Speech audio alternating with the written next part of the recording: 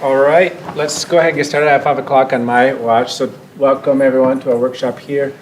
March, hey, come on in, DJ. We have the March, I think you're sitting right here. Just get it started. The March 20th, 2023 workshop here for the MSA School Board. And tonight, we did ask our authorizer, Liz Wynn, to come in and kind of give us some training. So I would turn it over to Liz. Okay, thank you. Yeah. Hello, everyone. As authorizer, my role is to provide oversight and monitor the performance of the school while respecting board authority and school autonomy. Per my observations and communications that I've received, board behavior and actions are of concern. I would describe it as a dysfunctional state. Sam continues to see the board struggle with board governance as it pertains to relationships, trust, transparency, and respect. When our schools are presented with a challenge, it is customary for Sam to step up and to intervene.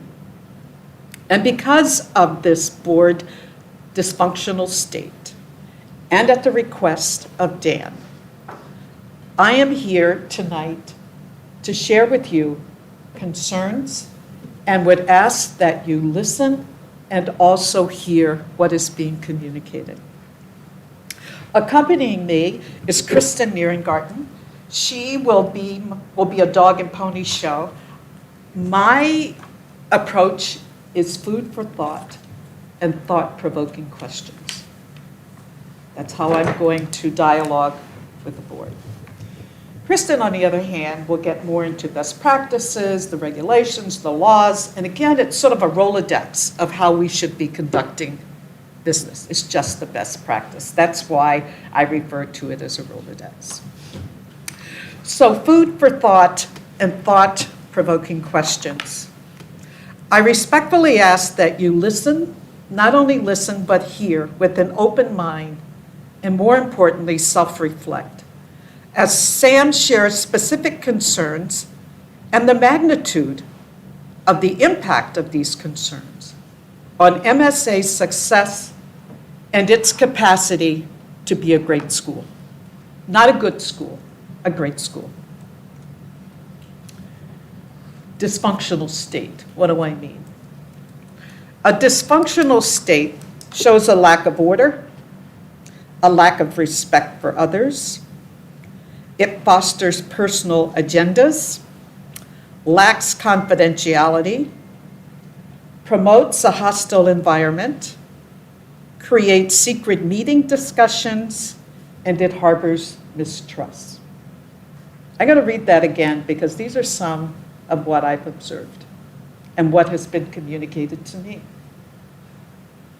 Lack of order, lack of respect for others, fostering personal agendas, issues with confidentiality, hostile environment where it's not caring, safe, creating secret meeting discussions, and trust, which is huge. I think it is important, and I don't think that there would be any disagreement of all the people in this room in terms of wanting the best for Math and Science Academy. I don't think there's any question about that. I think there is enormous passion. I think we are beginning to do a better job in terms of approaching things with different perspectives, different skill sets. And we want only the best. We don't want to be a good school. We want to be a great school. But our challenge is how do we come to consensus, get on the same page, and we do it with civility. The best interest, the core, the nucleus, what is the best for all our kids? All our kids. And I've heard testimony from some of these kids in terms, students, I say kids affectionately, in terms of how they feel. And we as adults, if we can do better, we should do better. And there are situations we must do better. And it's no compromise to do better. So again, I think through the different stakeholders, we all want what's best. But we aren't productive if we're all with different agendas and we can't come to consensus. How we govern matters. Because in my opinion, if governing is effective, then we have greater productivity and success. And with that are certain components. Professionalism, respect and a safe environment, open dialogue. Open dialogue in that I should be able and feel very safe to say what is on my mind, asking questions, and not being interrupted or someone assuming there's an agenda that comes with that. I believe we are at our best and make the most informed decisions when we have the right information, we have all the information, but more importantly, we ask questions, seek clarification, seek to understand. Because in my seeking to understand something, I think I make a better approach for someone to understand where I'm coming from. I believe that's hand in hand. Diversity of thought, the perspective of others. We live in a world where we have to have that. It's critical. It's negligent of us not to have that, or not to value what others have been exposed to or experienced, and we poo-poo it. We must do better, and I think we're striving to do that. The other problem that if we don't have, that undermines everything that we attempt to do, is transparency. We must have transparency because, again, if we don't have transparency, I don't know what I'm dealing with. I don't know what all the information is. So it's important to get the information out there. So again, that informed decisions can be made. The benefits of professionalism, respect, open dialogue, diversity of thought, transparency, they're enormous. They are enormous and contribute immensely. And with that, I should also have constructive discourse. I don't have a problem with discourse. I think discourse is very healthy.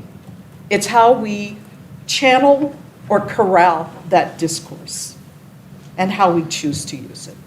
It's very healthy. I don't think we want everyone on the same page thinking the same thing. How is that benefiting the others when we're all so different? So I think discourse is something that is very healthy.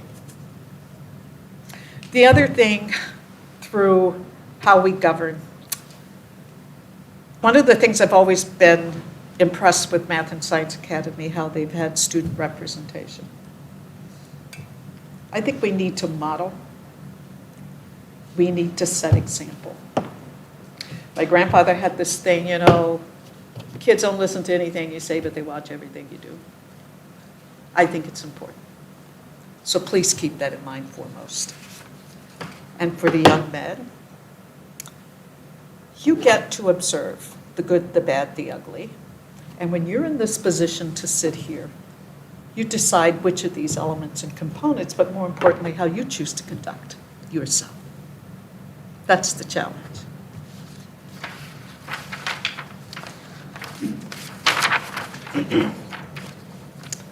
Policies and procedures and protocol. Why do they exist? If we're not going to follow them, why have them? Do they serve a purpose? I think they do. They serve a purpose for guidance, especially in our decision making. Clarity, how we choose to operate. Consistency in how we conduct business. And accountability. And again, I want you to reflect some past performances and policies and procedures, and can we do better? If we got them on the books, then let's follow them. If not, then let's get rid of them. Or more importantly, let's rewrite them so that they are aligned with how we conduct business. Think about the energy that is wasted in cleaning up and going back and trying to, there again, clarify. They are guidelines. They are there for a specific reason. Why, or is it acceptable not to follow policies and bylaws? Now, another question for you. And if they're not, what are the benefits to disregarding policies and procedures? This next segment, I can't stress enough, and it is questioning, inquiry, seeking to understand. It is important to ask questions. It is important because it encourages dialogue, it encourages engagement, it tells me you are interested, it tells me you are approaching something with an open mind. There's nothing wrong with asking questions. We should be. Anytime I go to a meeting, and I see this in so many boards, where there are no questions asked, I'm alarmed. I don't know how you make informed decisions when no questions are asked to clarify, to give additional information. How do we do that? Questions. We need to ask more. And so when there are no questions, that tends to say, I don't perhaps have all the understanding. I'm not verifying. I'm not seeking or testing whether I understood what was said. How many times have you stated something and someone else has a different interpretation of what you thought you said? Questioning is so important. The other part of that makes me uneasy when you have a lack of questioning and you have important decisions that you have to make is that we move sometimes into the mode of groupthink.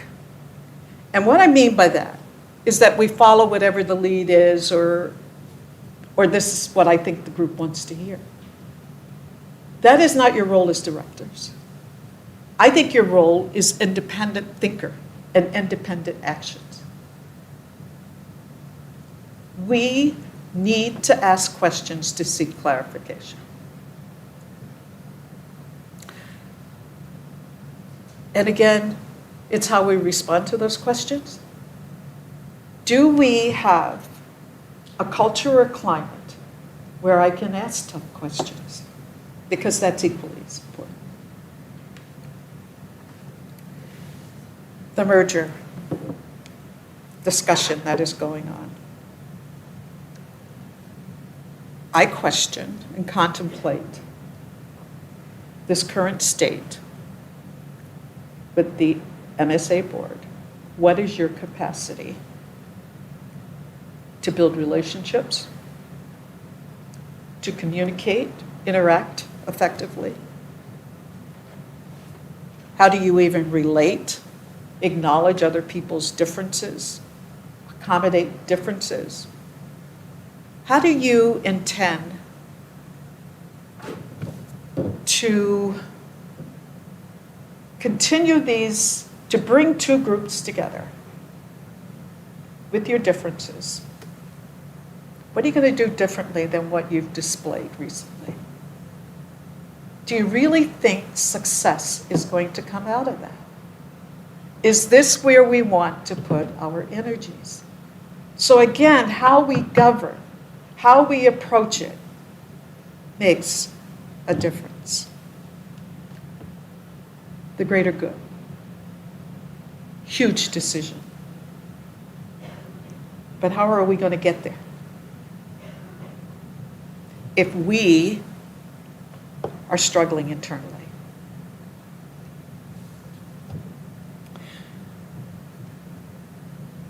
Investigation references. They're stressful and disruptive. I'm not saying we should forget how awful the findings were. I don't think we should ever forget them. But I do want to acknowledge the board and the school and the progress that we're moving in the right direction. It may not be fast-paced, some things have been, some aren't. But I think with that, you have to trust the process again. I understand the urgency, but again, I would ask the board to put its energy and to channel that into, again, how do we become a great school? And again, I don't want it misunderstood that we forget what was in that report. I don't want to forget it. But I do think we can learn and build on it, teach others, and move ahead. And to me, that is far more productive than dwelling on what has happened.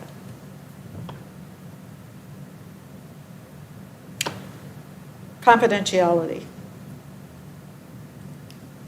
I want you to just reflect on your own lives in terms of trust and confidentiality, because that's huge. Confidentiality is nothing more than trusting. And when it's misused, it's not productive. One would only ask, why is it being misused? And again, I'm going to ask where we focus our energies. Moving backwards, cleaning up, or moving forward? What purpose does it serve? And more importantly, in terms of the school, are we opening ourselves up for lawsuits? We live in a world where everyone wants to sue, ready cash. We need to be careful. Trust. Can't say enough about it. Trust in relationships. Trust in what we're communicating. I think when there is a presence and a practice of trust, I think we have more productive governance outcomes. I believe we have better relationships with our kids, our families, and it's huge. You feel respected, you feel heard. Got to trust the process too. Can't jumpstart the process. Some things need to take its course. And when you short circuit, it undermines the trust. It undermines the trust. And when you don't have trust, it's more difficult to communicate, to make relationships.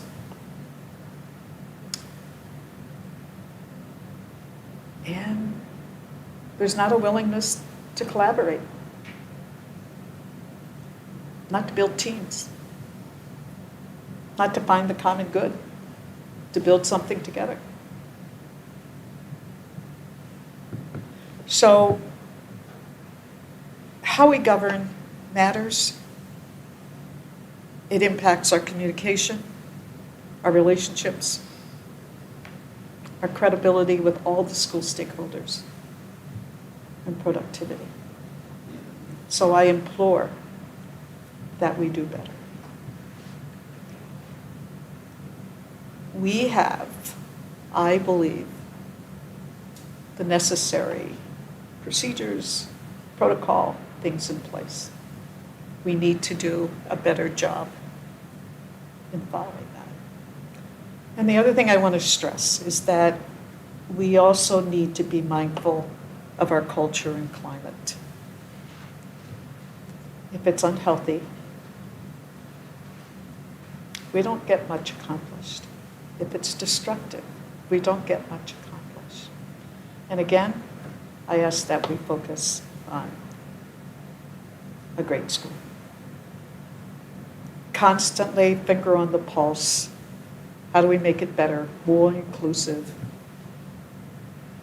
respecting differences and values, but doing our job in a responsible manner. The amount of energy, negative energy, in these last couple of months. Think about how productive that could be moving forward. So at this time, I'm going to turn it over to Kristen, and she's going to talk a little bit about, again, best practices, regulations, and it's sort of reminder, this is also a part of your requirement as a board training and that type thing, which is also a part of the state requirement too. So, Kristen, you're on. Thank you. So I do have some handouts. I don't know what the best way is to hand them out to folks. But as Liz mentioned, so I'm here at Liz's request.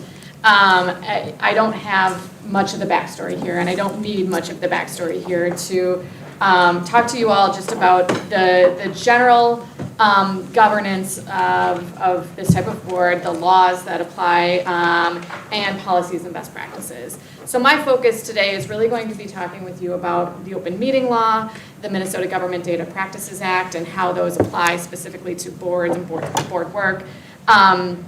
And then policies and best practices around, the roles and responsibilities of board members. So, and I will say I am handing out this packet. There's a lot of information in there. Some of it I'm going to talk about today. Some of it I'm not. It just was easier to, give you all of the information about the Minnesota Government Data Practices Act that rather than pulling out bits and pieces, just so that you have sort of a cohesive reference if you ever want to use that document. And I will say too, I'm not the school's attorney. I don't know exactly what's going on here. I am here to provide kind of the broad brush. Here's what the law says. Here's how that applies in board situations. And I'm happy to answer questions, but sort of in a broader sense, not in a here's our specific situation sort of sense. Just for a little bit of the lay of the land about me. So I work as an attorney in a firm that specializes in public entity law, so school law, counties, and cities. A lot of the same laws apply to those public entities as applies to charter schools in terms of how you do your board business.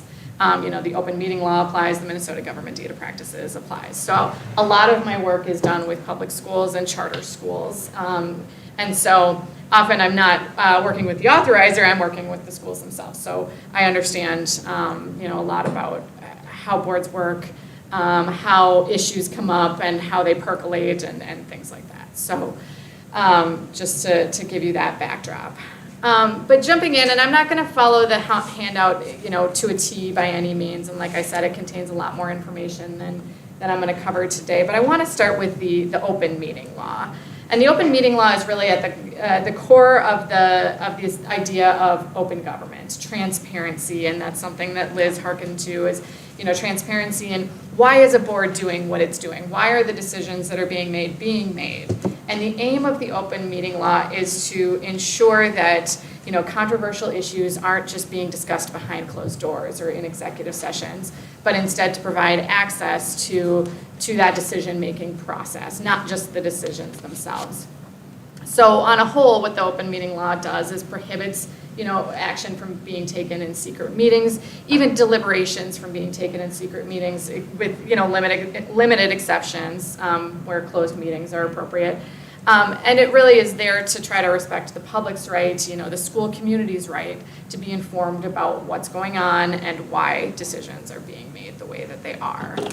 So the first question becomes, when does the open meeting law apply? And I should also acknowledge, I know you guys have had training on a lot of this stuff, and I'm not trying to belabor that, but I always, for me, as, a constant student in life, hearing things more than once, hearing things contextualized a little bit differently is helpful. So, I apologize if some of this seems like, yes, Kristen, we know this, we've heard this before, and I'm not trying to suggest you don't know this, but to repeat messages and hopefully reframe in helpful ways.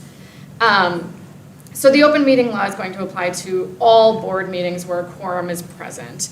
Anytime that a board is making, or is discussing, deciding, or receiving information as a group on issues related to official business of that governing body.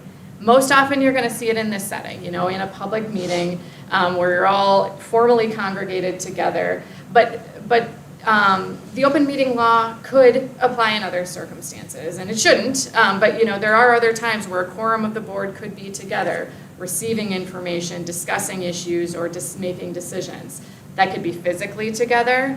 That could be together in small groups that then recongregate into other small groups, and we would call that a serial meeting. That could be in electronic or telephone communications. So the idea under the open meeting law is, yes, you should be congregating in this type of setting and inviting people in to listen to your meetings. And if you're not doing that, there could be a violation.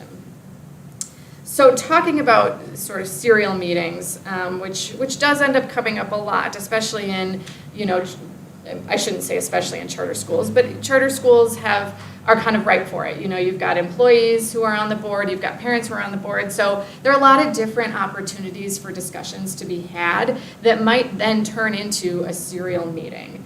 And so what a serial meeting is a string of communication between board members where eventually at least a quorum of the board members, are kind of brought into that conversation, even if it's not all one cohesive conversation, to discuss issues that relate to board work or the board's role and or to reach agreement on issues outside of a formal board meeting. And serial meetings would be are contrary to and a violation of the open meeting law because they don't respect that idea that meetings are happening in the public setting for public consumption. So, there have been even very innocuous ways that serial meetings can come up, and I have an example in here where several years ago there was an issue of a board, a different, not a school board, but a board of a public entity discussing a press release in email, and ultimately kind of all agreeing, yeah, we should send out this press release, the board chair should send this out, and the board chair did that. Well, the Data Practices Office, which is this office run by the state of Minnesota's Department of Administration, determined actually that was an open meeting law violation because they, as a group, had a discussion via email and provided direction to the board chair, and the board chair then took action all outside of a public and open meeting. So, there are different ways that this can come up, and so boards really do need to be cognizant of the way that they are interacting with one another outside of public meetings. Now, it's generally recognized that one-way communication is okay. So, board chair sends out the board packet, board chair sends out an update about, litigation that's going on or something like that. One-way communication is generally fine, but, our advice to our clients is always nobody should reply all. Maybe to avoid that, it's best to put everybody in the BCC line so you can't reply all. Not because you want it to be a secret about who's getting it, but you want to put that kind of barrier in there to prevent that sort of reply all open meeting law violation potential. There's also, the Minnesota Supreme Court has recognized that on a whole, two board members talking isn't about board action or an issue that might come before the board isn't necessarily an open meeting law violation, as long as the discussion isn't designed to avoid public discussion, avoid discussion at the board meeting, or to forge a majority in advance of a meeting. So as long as discussions among board members outside of a board meeting isn't meant to avoid transparency in a meeting, then it's likely not an open meeting law violation. But again, just that's going to be based on facts and circumstances, and it's something that board members just need to remain cognizant of as they're thinking about, I'm talking about this with my board hat on.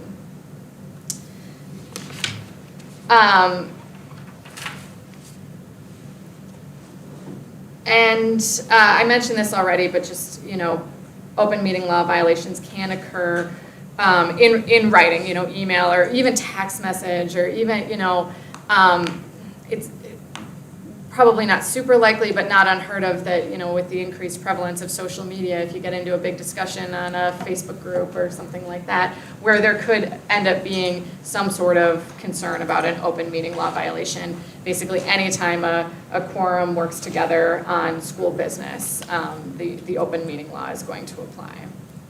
So in your handout, there is also discussion about, notice requirements for meetings, regular meetings versus special meetings versus emergency meetings.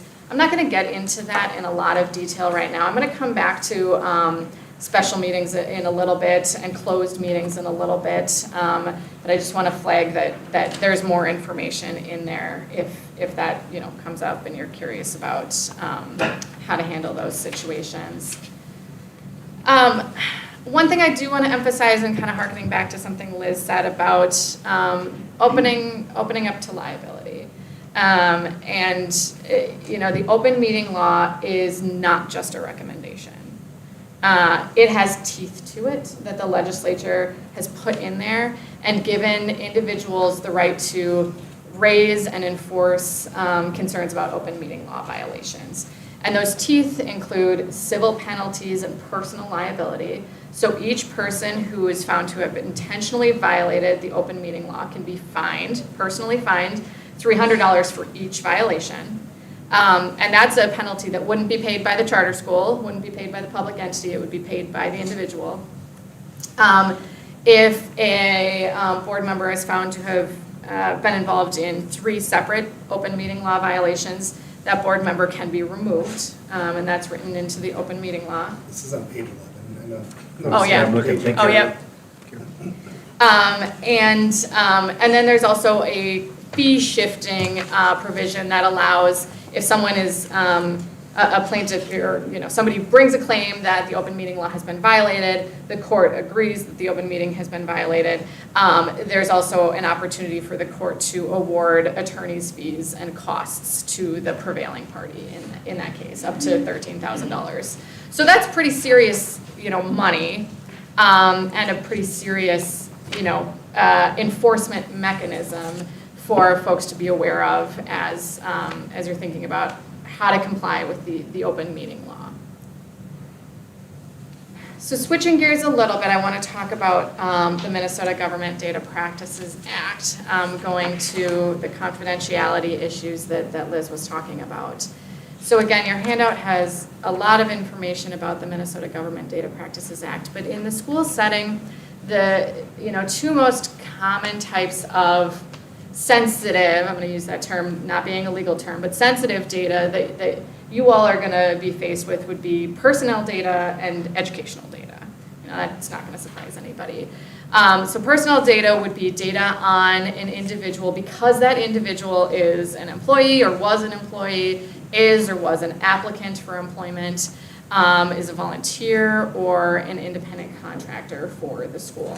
So any data on that individual for that reason would be considered personnel data and would have to be handled in accordance with the statute on personnel data, and I'll talk about that a little bit more in a second.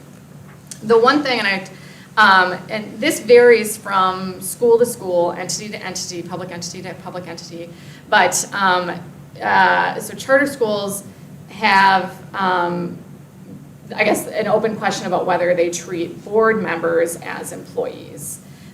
For the purposes of the personnel data regulations in state law. So the default would be that board members are not considered personnel, so any data about them would not be handled as other employee data would be. But schools can deviate from that. Sometimes they take formal action, and typically if they get the lawyers involved, that's what we would recommend. But other times it would just be what the practice is. We've historically treated all board member data as private, so that's what we'll continue doing. The reason that matters is because there's a presumption of privacy for personnel data. That presumption wouldn't apply to data about board members, in their board capacity, if you don't treat them as employees for privacy purposes. And so with that presumption of privacy about employment data, personnel data, There are exceptions to that written into state law. But typically, a school is going to want to go in thinking every piece of data that I'm dealing with on employees, I should first assume it's private before I assume it's public. And then, you know, if it falls within the list in the statute, then it would be public. So their name, their salary information, their work location, things like that. In the board context, the issues that you're most commonly going to be dealing with, yes, you've got salary information, of course, and employment status questions. But the most kind of controversial issues you're going to be faced with are complaints about employees and employee discipline. And the existence and status of complaints about employees is public. So Jane Smith, yes, there's a complaint against her. That complaint remains open. That would be the public data on that complaint. You can't share what the nature is of that complaint as long as that complaint remains open, or if there's no discipline resulting from that complaint. So that's the second piece, employee discipline, personnel discipline. If there is what the statute calls a final disposition of discipline against an employee, then that data becomes public, and all information underlying the discipline or supporting the discipline can become public. So what do I mean by that? Well, you guys don't have unions, I assume. Most charter schools don't. So it's a little bit less of an issue in the charter school setting, but the final disposition means that there is no further right to challenge or appeal discipline. So, you know, the executive director issues a written reprimand, you consider that to be discipline. You know, if there were some sort of grievance right or appeal right, it wouldn't be final until that process had either played out or the time to invoke that process had passed. But if that process had played out, or if the discipline is otherwise considered final, then that information does become public. But there's usually, you know, a wait period before you would reach that point. So, you know, for the board, you might hear from the executive director who tells you, oh, we've had to take disciplinary action, or I'm planning to take disciplinary action against X employee. Well, you as board members are likely, entitled to that information on a need-to-know basis, given your role as board members, but you can't turn around and make that information public. And then the educational data piece. So all data related to an individual student and maintained for or by the school would be considered educational data. Educational data is likewise subject to that presumption of privacy. Most data about students is going to be private data. Your school would have made a designation as to what constitutes directory data, you know, names, participation in certain activities, honor roll kind of stuff, things like that are usually considered to be directory data, and so that information can be made public about students, but the vast majority of data about students is considered to be private and needs to be treated as such. So, as I mentioned, so in cases of private data, it's not subject to public disclosure. I think that's sort of obvious, but I want to say it. Private data should not be disclosed publicly. There are limited circumstances when private data can be disclosed, but more often than not, the board isn't going to be the body disclosing it. Usually it's going to be the executive director in consultation with legal counsel or the laws to see, okay, does this exception in the law apply? For instance, this is just a kind of a low-hanging fruit example, but if you have a records request from another school, you can release private educational data to that school. Well, the board's not going to be dealing with that exception. That's the administrator level sort of stuff.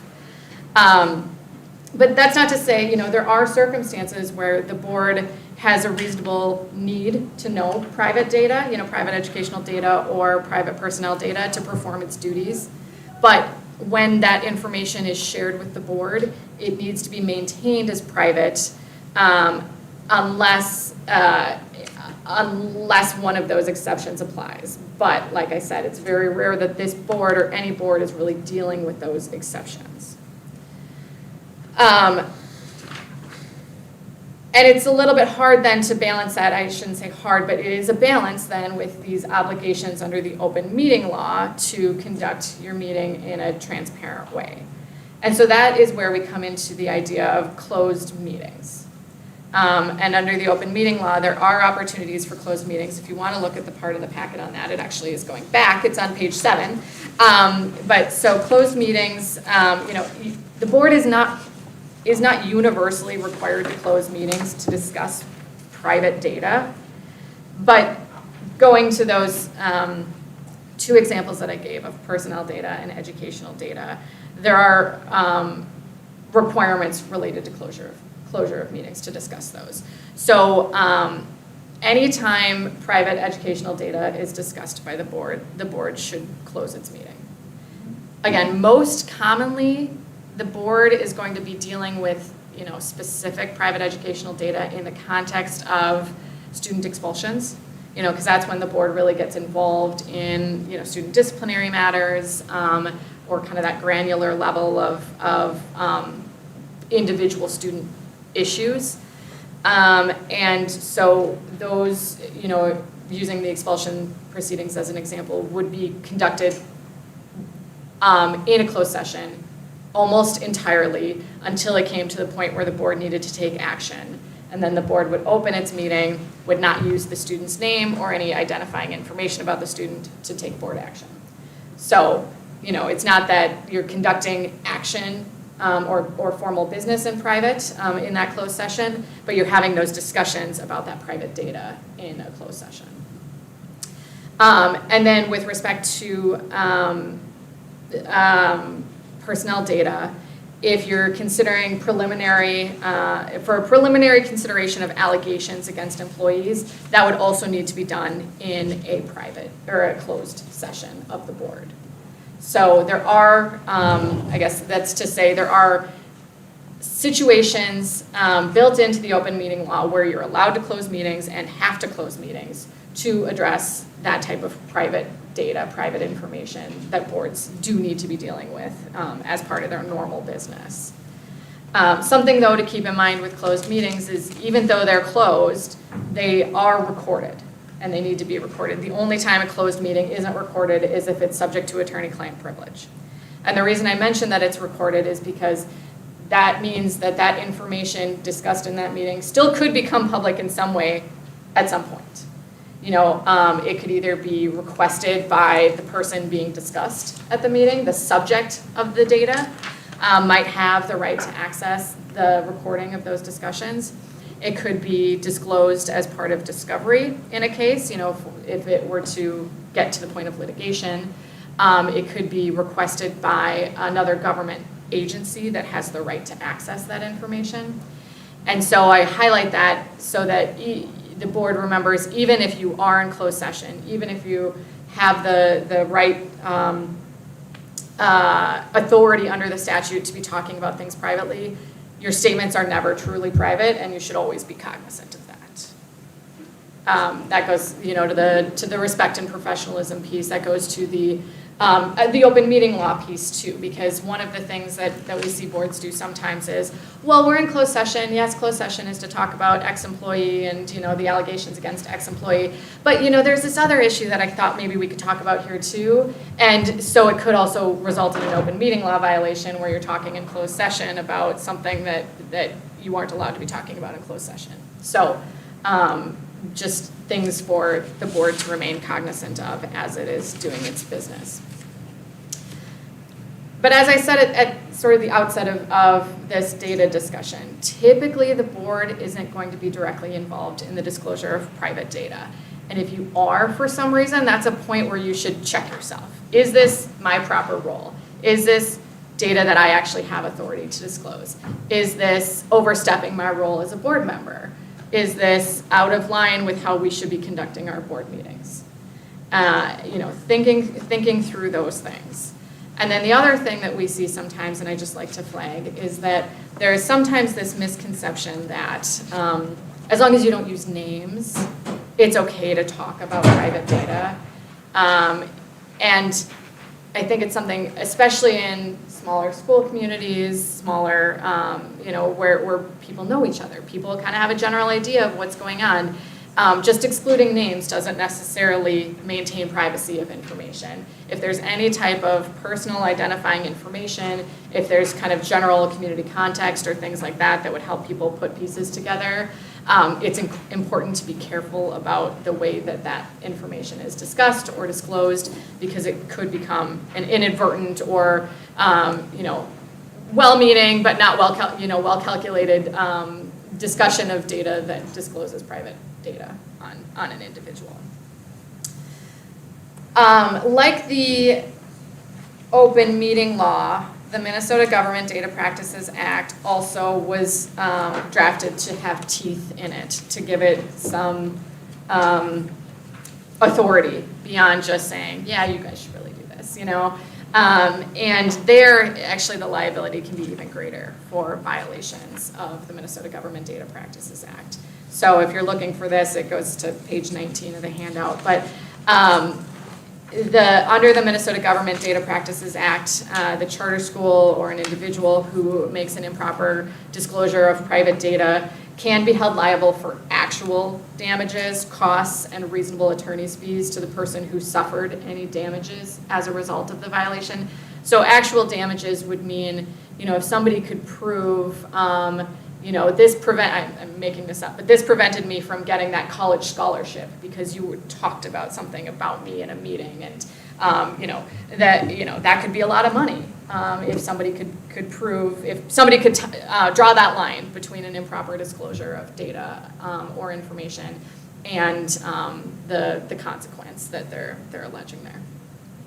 It also, under the Minnesota Government Data Practices Act, allows the court to award punitive damages if the court determines that the improper disclosure of data was willful. I knew I shouldn't, but I did it anyway because I thought it was the right thing in the moment. Well, it doesn't matter what you thought, it just matters that it was intentional. And so in those cases, the court can assess an additional $1,000 to $15,000 in punitive damages for each violation of the Minnesota Government Data Practices Act. And violations of the Minnesota Government Data Practices Act can be a misdemeanor for anyone who's found to have willfully violated it. So again, there are some pretty significant consequences written into the law for those types of violations. The last thing that I want to talk about is really the proper roles and responsibilities of board members. And I'm going to try to tie this back into those two pieces, the open meeting law and confidentiality. So as the role of board members, as I'm sure you all know, is governance and macro management of a school, not micromanaging. You're overseeing, you're not implementing. And so that's something to keep in mind as you're thinking about what discussions you're having in your board meetings, what discussions you're having outside of your board meetings, although the admonishment you're getting here is to be very careful about those discussions outside of the board meetings. And so looking at some of the issues that we've talked about with the open meeting law and the principles behind that. So I want to talk about agendas and setting agendas for board meetings. So I took a look at Math and Science Academy's policies, and you actually have a policy on setting agendas. It's board policy 203.5.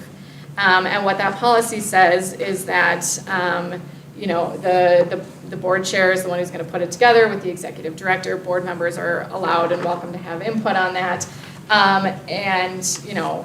It also says that folks who want to have input on the agenda should send agenda items to the board chair or executive director in a timely manner. Timely manner is sort of relative. There is a little bit of, what does that mean? It's not to say it's never appropriate to bring up agenda items at board meetings. But if you know that I want to talk about something at a board meeting, it's best practice and consistent with your policies to get that on the agenda as soon as possible so that it is reflected on the agenda when it goes out to the board. And that's for a few reasons. I mean, one, it would be consistent with your policy, but it also is consistent with the idea of the open meeting law, transparency, and open dialogue. If it's on your agenda, then people know, okay, this is going to be discussed that night. I'm going to make sure that I attend that meeting because I want to hear what is being said or I want to participate in that discussion. It also allows your fellow board members to prepare in full for that discussion item and think about, what are my questions on that, or what's my opinion on that? What information do I need to feel like I can make an informed decision there? And it goes to, transparency and those types of things. The other piece of the open meeting law that it goes to is that idea of closed sessions. Okay, so is there something in that discussion or something inherent in that discussion that means we need to place that as a closed session as opposed to discussing it in open session? So that discussion and decision can happen ahead of the board meeting so that things are being handled properly and in accordance with both the open meeting law and the Minnesota Government Data Practices Act. So that's, I think oftentimes agendas are sort of taken for granted and agenda setting is sort of taken for granted, but there are some real important reasons for adhering to those practices and policies ahead of meetings. Something else to keep in mind with agenda items and board practices generally is that it should be very rare that board action is taken without some discussion by the board. And this goes somewhat to Liz's point about questions, am I being fully informed on what is happening before the board? But it also, again, goes to open meeting concerns, if you're passing votes, if you're taking votes, taking action with very little discussion, but they're big issues, people's radars are gonna go up and they're gonna say, wait, how did they all come to a consensus on that so quickly? Maybe there's some, backroom dealings or whatever going on that is not above board. So, that is another part of that transparency piece to make sure that your thought processes and ideas are getting vetted and put out into the public record to support decisions that are being made.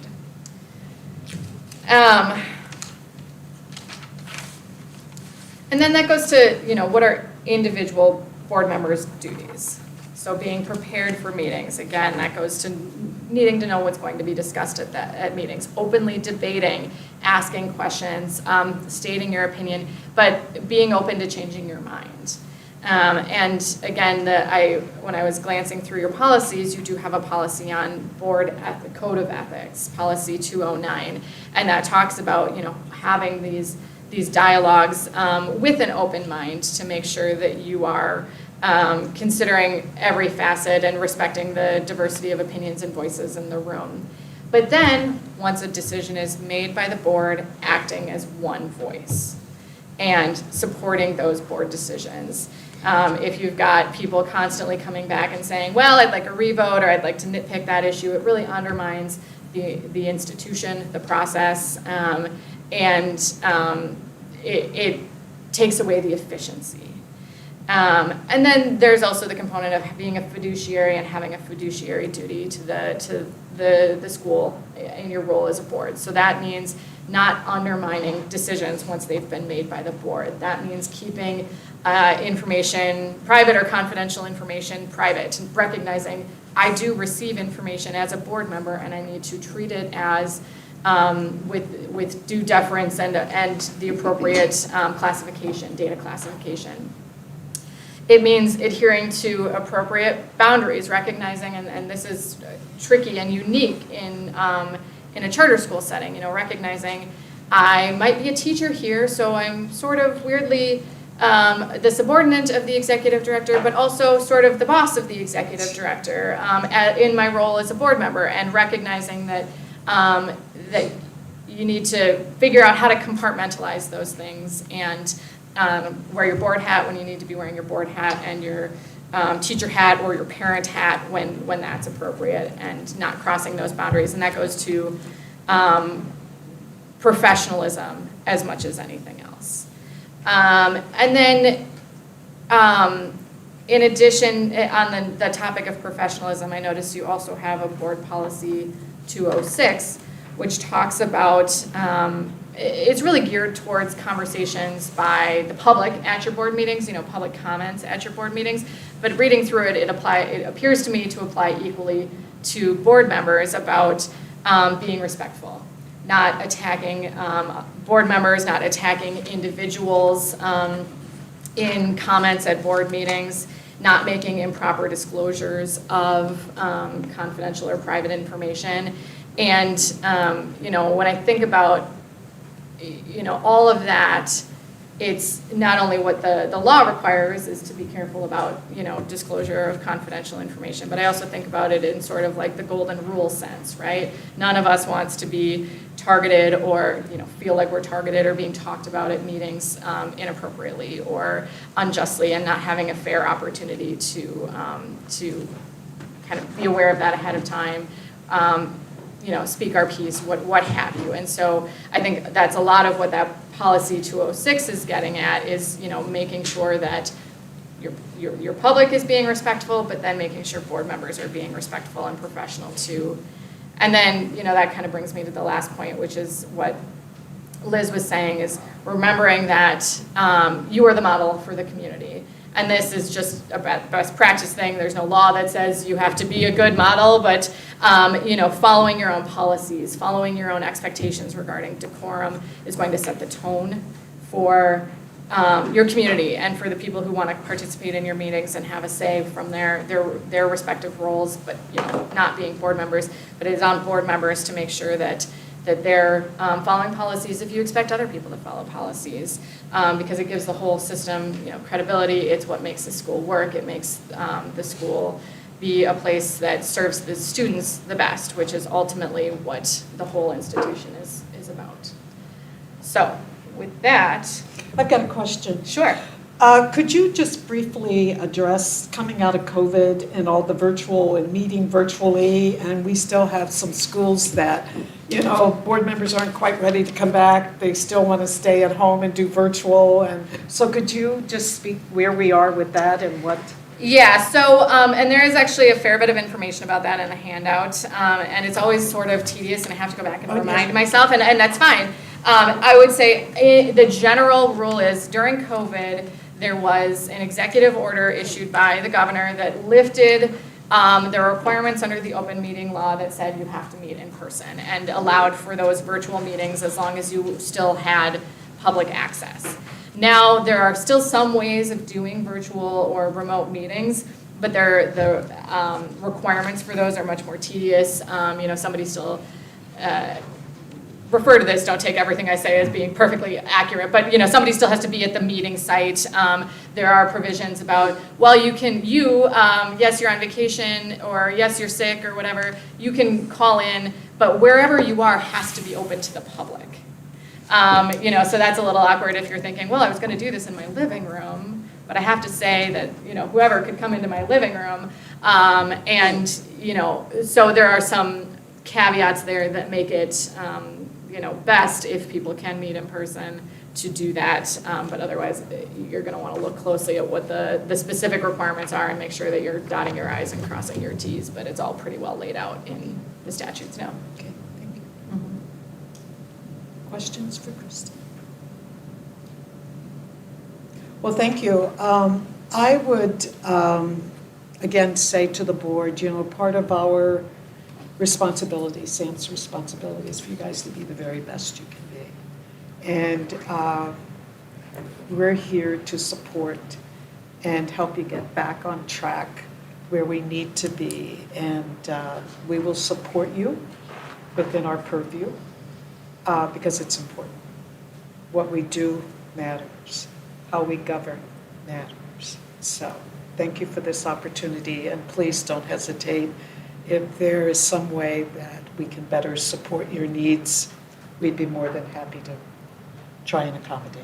Yeah, I would just say on behalf of the board, thanks so much for your time. I know it takes time to come all the way over here, but I think it was topical and very informative and gives us a lot to think about. So thanks for being supportive of the school and helping us get more towards that grade, right? I want to So- see better. Yeah, so let's do it.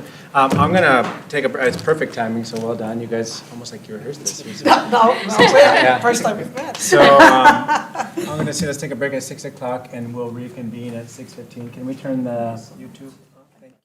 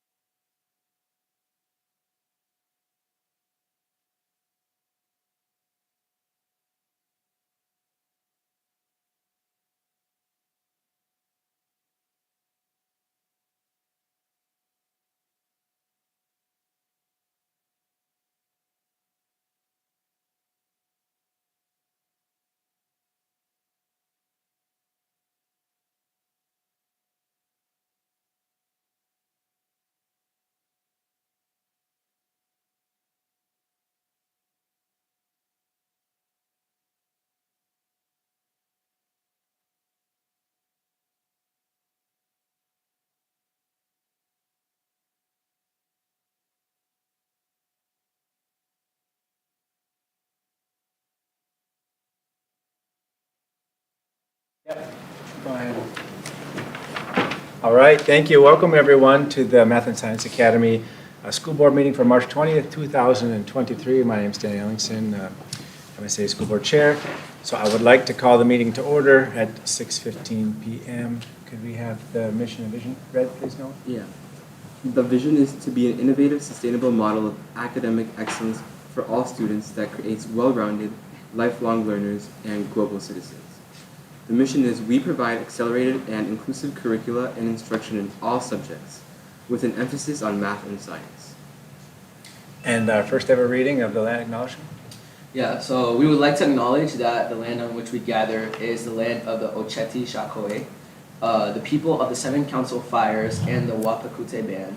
It is within MSA's responsibility as an academic institution to disseminate knowledge about indigenous peoples and their history with this land. MSA works to build relationships with Native American students and families through academic pursuits and historical recognition. Thank you. We'll do roll call. Dan Ellingson here. Wendell Sutton. Here. DJ Johnson. Here. Maggie Burgraff is absent tonight. Teresa Ward. Here. Hedel Patel. Here. And Jennifer Bartle is also absent tonight. And we have our student reps here with Joseph and Noah. All right, approval of the agenda, conflict of interest. Any conflict of interest tonight? Okay.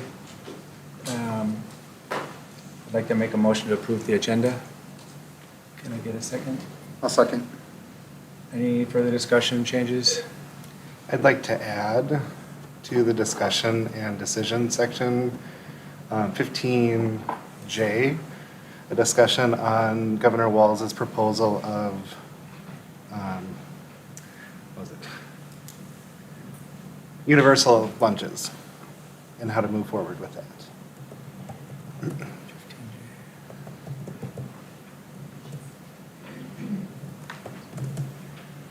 Anyone, anything else? All those in favor with the amended 15J, say aye. Aye. Opposed? Abstain? So we have tonight, is it 6 or 5? 5, okay. So the motion passes 5-0. Scroll back. So now we're on to the recognition of visitors. And so we're excited tonight to welcome not only our girls basketball team, but also Brady Crisco and Greta Hansen. So if you guys could, yeah, go ahead. Come back here. I'm just kind of stand behind you. Is that okay? Yeah, please do.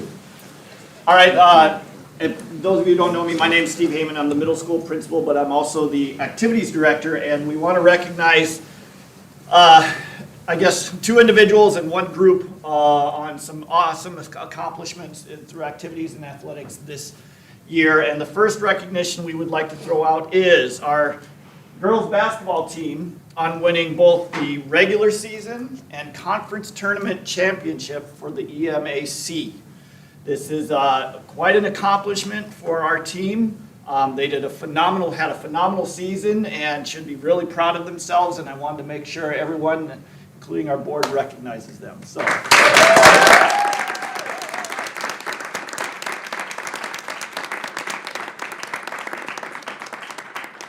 I don't have an official trophy yet. I'm still waiting on it. So unfortunately, we don't have any hardware to give to them, but eventually we will have a conference championship trophy. So congratulations, girls. Thank you. So if you guys could go over there. Wait. Oh, We should probably start that way. Shake hands? yep. Yeah, Okay. I didn't know if you wanted to do it now or Oh, however you want, or you want to, Or we can do it all together. let's do it all together. How about that? All right. So if you guys can go back to the side and then Brady and Greta. We can start at Joseph and come this way and we can turn. Sure.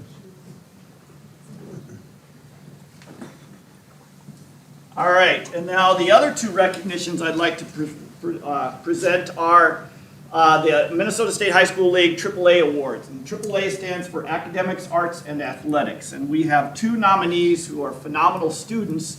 Not only did they maintain a GPA of a lot higher than 3.0, that says it on this certificate, but they're also highly involved in athletics and as well as the arts.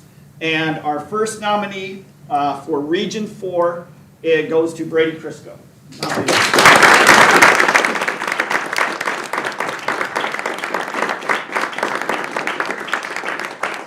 I know Brady's very involved. I know you ran cross-country running, also Nordic skiing. He's currently in track right now, one of our captains for track, as well as an all-state bass player for orchestra, and has I don't know what your GPA is, but I'm sure it's way higher. But he does a phenomenal job here, and he's a great leader for us here at Math and Science Academy. Our second one goes to our high school league Region 4A nominee is Greta Hansen. And Greta not only is on our cross-country running team, as well as our Nordic team, as well as a track and field captain also, but she actually was the Region 4 sub-region winner. And so there's different steps that you have to take. So not only is Greta our Region 4 nominee from Math and Science Academy, she was the sub-region 4A winner for the Minnesota State High School League AAA award. So I get to give you a little medal.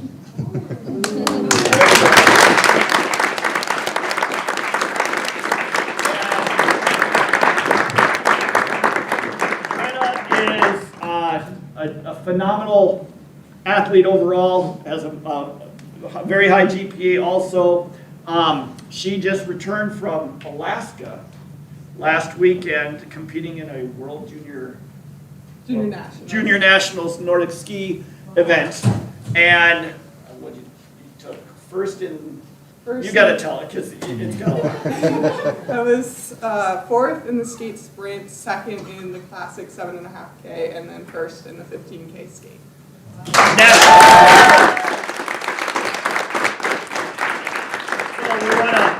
We want to make sure we're recognizing just our phenomenal kids and who are involved highly in activities, highly in athletics. Our kids are doing some great work here, and we want to make sure we recognize them. So nice job, everybody. So here's what we're going to have you do. Annabelle, you're going to have to leave. Okay? You're going to go around and you're going to shake all the board members' hands. And then everybody's going to follow Annabelle, and then you guys will follow them. Or do we want to go around? No, perfect. That sounds good. That would work? Okay. There's enough room back There you go. so. Oh. Sorry, Brad. Just watch your boards. So much. Just watch your step down. Nice job. Thank you. Good job. Nice job. Congrats. Nice job. Congrats. Nice work. Oh, thank you. Congrats. Congrats. Nice job.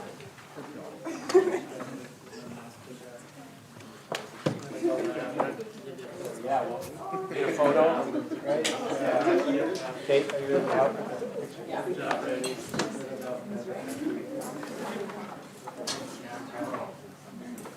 Although we got some competition.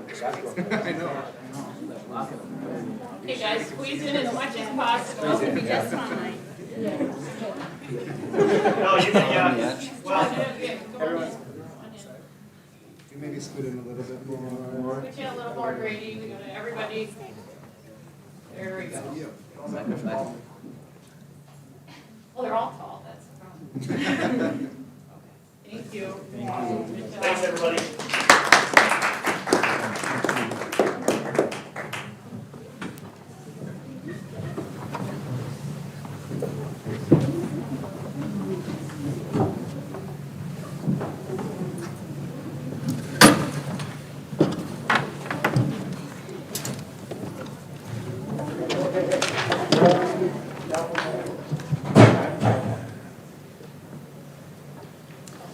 All right, well, that's an exciting time, and I think a good tradition that we picked up as of late. I'm happy to see that continues. Next up, we have open forum, so I have, just a second, 1, 2, 3, 4, 5, 6, 7, 8. So we do have a 30-minute allotment, just a reminder for everyone, and DJ, if you can help us keep track of the time. So please try to keep your comments concise just for the sake of the meeting tonight. We were going to try something different, although I didn't see anyone add on 102.3. Is there anyone, maybe just raise your hand if you're interested in talking 102.3? And it's okay if you're not. I was going to try something different tonight. We were going to have open forum at the same time the board discussed it. But if I don't see one tonight, that's okay. It was just something to try a different way so it'll be more tied into the board meeting. So it looks like most of these topics are not on 102.3. So then I would, I'm just going to go through name by name in order. I do see some, but I would just say basically the same as we talked about before. No names, specific names. If you have concerns, please keep the comments topical. And I'll read out the name and the topic, and then again, try to keep it to 5 minutes per individual. Okay. So first up on the list, I have Heather Crisco on merger public meeting. And yeah, if you're comfortable, there's a mic. That's right there. Where did it go? It's okay, I'll try and talk loud. It's right down there. Oh, it's on the ground. Okay. No worries. As Dan mentioned, I'm Heather. Good evening, everyone. The reason I'm here today is in December, the WLA board brought up having a meeting with members from both boards and administrators in regards to the merger. Will MSA and board members and administrators offer joint town halls or presentations with a question and answer session? Parents, community members, and staff have prepared questions per the request of MSA and WLA. Many of these questions are not answered in the brief. It's important to offer more than one opportunity for the community sessions and community to offer information to allow for equity and inclusion of all stakeholders. Board meetings and electronic communications cannot replace a dialogue between stakeholders and the school. For MSA and WLA parents, students, and staff, if this opportunity for merger sessions are offered, I hope that everybody comes and that people are able to come, be informed, and get some questions answered. And so that teachers had an opportunity to meet each other. It'd be really nice for the rest of the stakeholders to have that same opportunity. Thank you. Thank you, Heather. Next up we have is Gary Klons on board ethics. Good evening. My name is Gary Klons. I'm a proud parent of 2 students who graduated from MSA and one who still goes to school here, but I'm now also a concerned parent. Recently, I voiced concerns about the chairman of the board and the authorizer with one disappointing response and one non-response. My concerns are simple: the lack of decorum and unethical behavior of this board, members, and the student body. In the 2 past meetings alone, I have witnessed several out-of-order outbursts, which could have and probably should have ended the meeting. I have witnessed verbal bullying, a means of shaming another based on differing opinions. I've also witnessed members of this board not fall back in order when called out of order by others, including the very chair here. This board is chartered with developing policy for MSA and for the director to enforce them. That's clear. Policies need to be and should be debated, period. It should not be based on emotions, but logic and what is best for this school. I've also witnessed a member of this board out of order violating the chain of command and dismissing standard procedure and school policy. Call for the successful removal of a duly elected member of this board, elected by the stakeholders. That's parents by the way. Students aren't stakeholders. They don't send themselves to school. We send them. The dismissal of this board member was clearly done while the board did not have quorum, as clearly stated in the bylaws, section 9, stating a quorum for meetings shall be a majority of elected members. The minute that member left, you didn't have a quorum, and you still don't. As way as I view it, you don't even have you were completely defunct, and every decision that's been made so far has been invalid until you get this back into rights. I think you know this as well, that a quorum was deemed by the attorney to be a majority of the board members present. That's not the way the law is written. The bylaw is written so clearly. It says majority of elected members, period. And by the way, when the camera was silent, there was a lot of meeting occurring about this very topic that I know is violating open meeting laws. Disagreeing with the policy is not cause for the cause and the accusations levels against that member. I believe is outright slander and could bring legal action against this board and or that board member directly, and I advise that person to do so.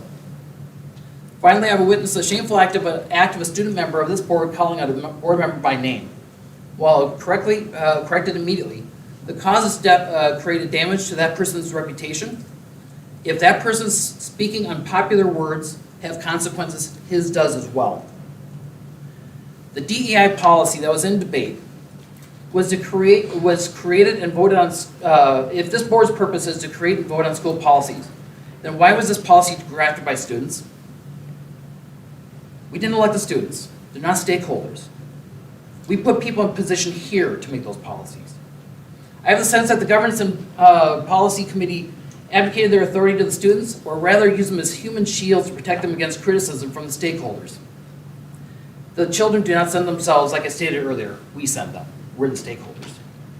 For these reasons, I'm calling for the board to hold an immediate investigation on the unethical behavior of this board, for which I believe they will find cause to dismiss 3 members of this board, of which I call for the immediate dismissal of them. For those parents who are also concerned like we are, and are wondering about our positions and findings, I urge everyone to visit facebook.com/parentsagainstmsa board or email parentsagainstmsaboard@outlook.com. We will not stop until we find this board itself in good ethical standing, remembers the true stakeholders and represents their wishes, and conducts itself in good faith. Thank you. Next up on the list, we have Jamie Broad for, I believe it's merger business.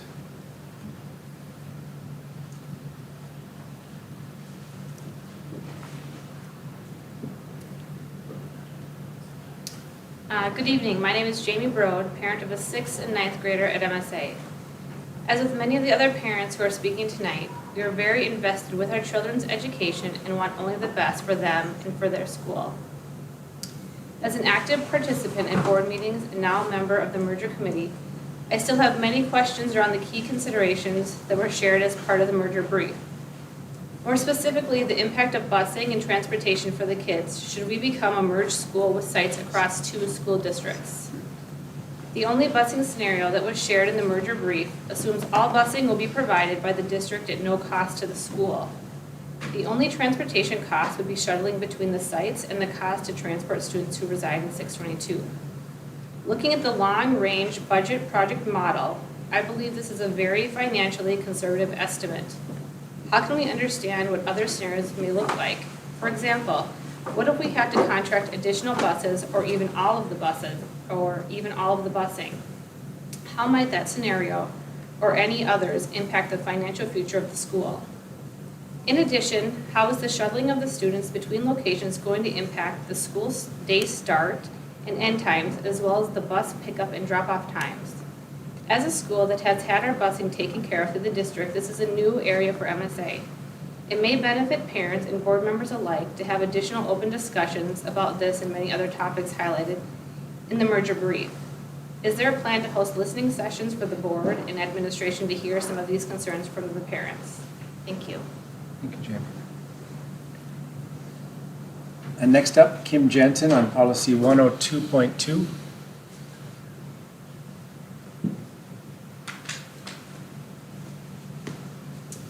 Hi, my name is Kim Jensen. I'm a MSA parent. I've been a parent here for 13 years. My youngest son is a senior this year. And I wanted to share some concerns that I have in regards to policy 102.2, the gender diverse, non-binary, transgender, and sexual orientation equity policy. I appreciated hearing from the student last month who shared about an experience with using the bathroom.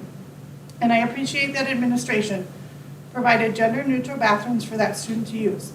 No student should be bullied when trying to use the restroom, and any student that does bully other students needs to be disciplined.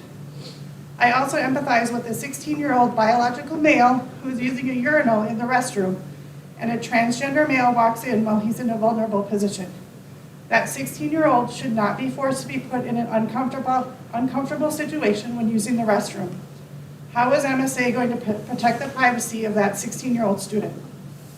I also empathize with the 13-year-old biological female who is excited to go off to environmental camp, only to get there and find out that she's required to share her sleeping quarters, her bathroom, and her showers with a transgender female. The MSA students who left for environmental camp this morning were told they could not bring their cell phones with them, and they were not notified of who their roommates would be prior to arriving at camp. The 13-year-old female could arrive at camp and discover that she's being forced to share sleeping quarters restrooms, showers with someone of the opposite sex. That student would then have no way to notify her parents of the uncomfortable situation she has been placed in if she doesn't feel comfortable talking with an adult chaperone. According to policy 102.2, section 6, students should be allowed use of an overnight facility that corresponds with their gender identity. This action results in the other students being forced to share sleeping quarters with a person of the opposite biological sex. As a society, we have taught our children from a very young age that certain parts of their body are private, and those parts should not be shown to people of the opposite sex.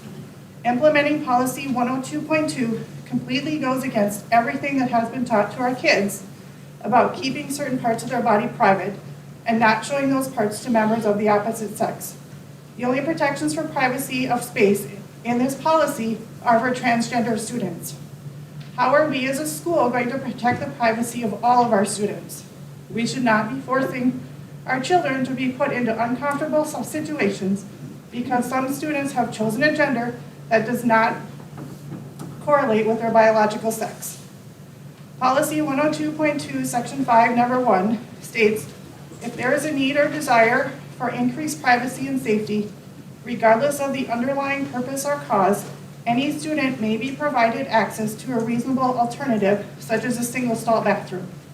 Does this also apply to a non-transgender student who may be forced to share accommodations with a transgender student? It's not clear whether or not these same protections are in place for all students or just transgender students. Because this is a gender diverse, non-binary, transgender, and sexual orientation equity policy, one would assume that these protections are only for transgender students. Could the 16-year-old biological male choose to use a single-stall bathroom because he's having anxiety and refuses to use the restroom at school because he's worried that a transgender male could walk in on him while he's using the urinal? Can the 13-year-old biological female ask for different sleeping accommodations at environmental camp if she's not comfortable sharing her personal space with a transgender student? There is nothing in this policy that states the school is required to notify parents if their child will be sharing sleeping arrangements, restrooms, locker rooms, etc. with a transgender student. So as a parent, I would not be informed of this prior to my child going off to camp, and my child would have no way to communicate this to me while on the trip because they were told they can't bring their cell phone. The only parental notification that is referenced in this policy is in regards to the transgender student and that student's parents and what they feel is best for their transgender child. I agree that no student should be harassed and bullied at school, and any student who is found to be exhibiting those behaviors should be disciplined according to the harassment and violence policy. MSA has an obligation to protect all of its students, not just those students of a specific group. Thank you. Thank you, Kim.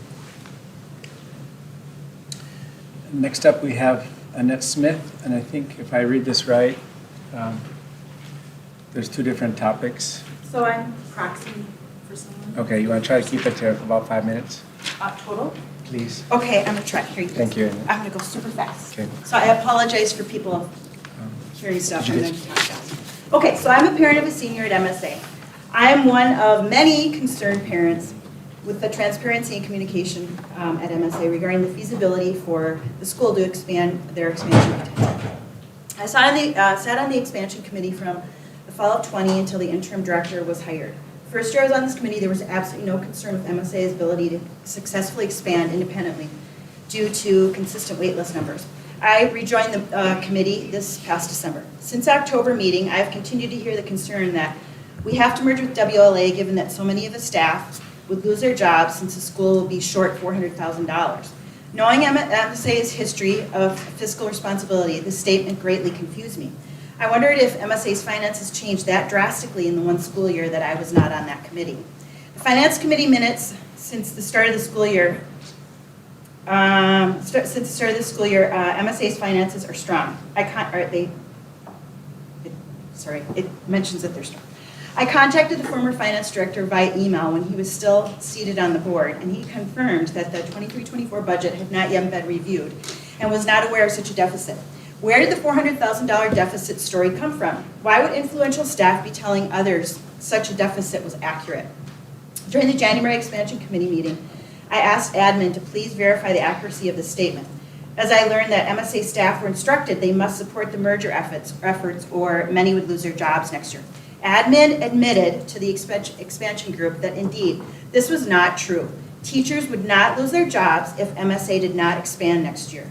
Where is the financial data for expansion and merging proposals? Where is it gathered from? Who's calculating the number scenarios for both expansion and merger options? So I'm a member of the expansion committee and I don't even know the answer to these questions. That's concerning. During the expansion committee meetings, we continue to hear from the admin that expansion is the only option. Where's the data to support this statement? We families at both schools deserve to see the data that supports these impactful long-term decisions. If the data is so conclusive, why isn't it being shared with expansion committee and, at the larger MSA community at a huge meeting? That would just solve all these problems. Both MSA and WLA families deserve transparency from leadership, the board, and the board based on factual data. Sorry, guys. During the October board meeting, in the merger slide deck, the expansion goal was 1,300 students. During the February expansion committee, admin shared that the enrollment goal is now 1,400 students. How is the new goal calculated? Who calculated the scenarios? The accountant, the construction building rep? We have applicants to expand independently, and it's not an insurmountable goal. Why are those of us on the expansion committee being told otherwise from admin? And for people listening at home, I handed out a half-sheet scenario. We have the numbers to expand independently. I don't know why we're being told otherwise, but I'd like factual data from someone. And I just ran a if-then scenario based on the application data that I was given by our data person at MSA. Okay. And then I'm proxy reading for someone else. And then we have to say who it is. So Okay. can I, That's do fine. you want me to read it? So this is for D. Lanos, is that right? Laros. Oh, Laros, oh, sorry. And then this is on enrollment and bonding, correct? Yep, she's sick, so I'm Okay, thank you. pitching for her here. Did everybody get one? I did, Well, thank you. Okey doke. For those of us who have been reading the merger brief, there are many questions. Two that appear to have the greatest budgetary impact for the last 6 months have remained unresolved. These key issues that MSA needs to figure out before the merger, these are key issues that MSA needs to figure out before the merger with WLA. Okay, the first one's enrollment. WLA has missed enrollment as projected in the bonding documents, and the sheet that I handed out demonstrates that calculation. So last year, WLA missed their projected enrollment by approximately 42 students, and this year they've missed it by approximately 108 students. State funding per student is approximately $9,000, which is a loss of approximately $1.35 million over the last 2 school years. As we see, the loss of funds is significant. How much longer can the budget keep getting balanced before bond payments can't be made? And what resources are the kids and teachers missing out on so the bonds can be paid? And then the other topic she wanted me to cover is bonding. Bonding will require consistent from the majority bondholders for a merger and additional debt. Has WLA or MSA been in contact with the majority bondholder regarding the potential merger? Bonding is a key consideration for the merger brief, and this would be the first step. And is the bondholder going to provide their consent to allow the merger to go through without any restrictions or caveats? For example, will the bonds need to be refinanced, which could potentially increase the interest rate? And then also, the bond counsel needs to be hired immediately, and MSA will need assistance from an expert in charter school mergers. Thanks everyone for the opportunity to be able to speak. Thank you. Thank you. Next up, we have Diane Deeks on committees. Mine's pretty short and sweet, so. Mhm. Please know, I've never spoken at a board meeting before, but I always mean the best from the bottom of my heart, so I hope I don't ever offend anyone. I really just want the best for everybody and all of our students. So this kind of goes into a little bit of what Ms. Wynn spoke about in the training just an hour before this meeting. It reminds me of when she was talking about having the right info, all of the info, and transparency. So feeling a little inspired to just speak a little bit tonight. So I want to start off by thanking all of you here for your service to our school and our students. It's so important, and we all care greatly about our kids. So I'm the parent of a 7th grader here and vice president of PTO. Sure. The mic's right here, that's why. Okay, sure. I have served on the expansion committee since 2021 and have been on the merger committee since it began a few months ago. I'd like to talk to the board about something that has been sad and frustrating for me. I've experienced multiple times now where the information and options that are presented at board meetings or to the public about the future direction of MSA don't match what has been said at committee meetings or not things that the committees have discussed or met about yet or at all. I listen to our board meetings and WLA's meetings to try to be informed of what's going on. As a member of both the expansion and merger committees, it's concerning to me to see the difference between what we discuss in committees and what the administration shares with the board and public. Or to show up at meetings with decisions already having been made behind closed doors. My intention here is to inspire all of us to work together and to make MSA a wonderful place for students, staff, and families for years to come. And I mean that, whether it's together or separate, just so we all can work together and openly share our thoughts and come with open minds. If anyone needs help with anything related to expansion or not expansion, please reach out. I'm always happy to help if I'm not already here serving pizza or pie or whatever we're doing for PTO. So thank you so much for your time tonight. I appreciate all of you. Thank you. Okay, we have about 5 minutes left, and it's perfect. Mary Yap is the last one on my list for special needs. I won't take 5 minutes. Good evening, my name is Mary Yap. I am the proud parent of a current 9th grader and a recent graduate in 2019 from MSA. Good evening, Chairperson Ellingson and the Board of Directors. And let me first start by saying thank you for all of your time and energy that you have put in the past year. In the past 60 days, I have attended and watched as 2 groups have come forward to have their needs as students at MSA met. These needs have not only been heard, but have had emergent policies passed. Tonight, I am here to be the voice of students who haven't been represented yet and would likely not be heard from due to their abilities. This is the special needs students. This past fall, we saw educational assistants taken out of classrooms to the detriment of all students and in violation of some IEPs, but on the basis that this group is first and foremost general education students and teachers should be able to teach to all students. This requires a student to pack up their belongings, stand up in the middle of class, and leave, as well as oftentimes seek out the assistance they need in another building. This many times causes that child to be late to their next class period because of the travel. After 5 months of discussion with teachers, special ed staff, administration, and parents, one student's IEP was finally written and approved by all parties.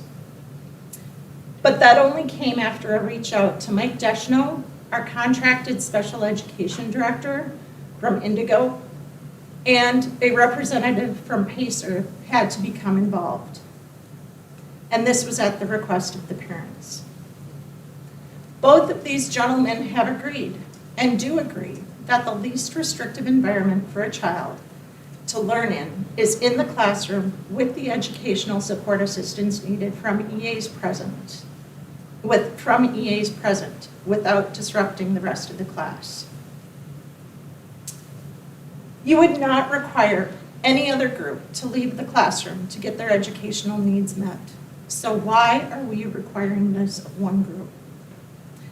Why is it being requested that this group of students, 1, know that they need support in the moment, 2, have the ability to recognize it, And 3, have the courage and confidence to stand up and leave the classroom to seek out the assistance they need in order to have their educational needs met.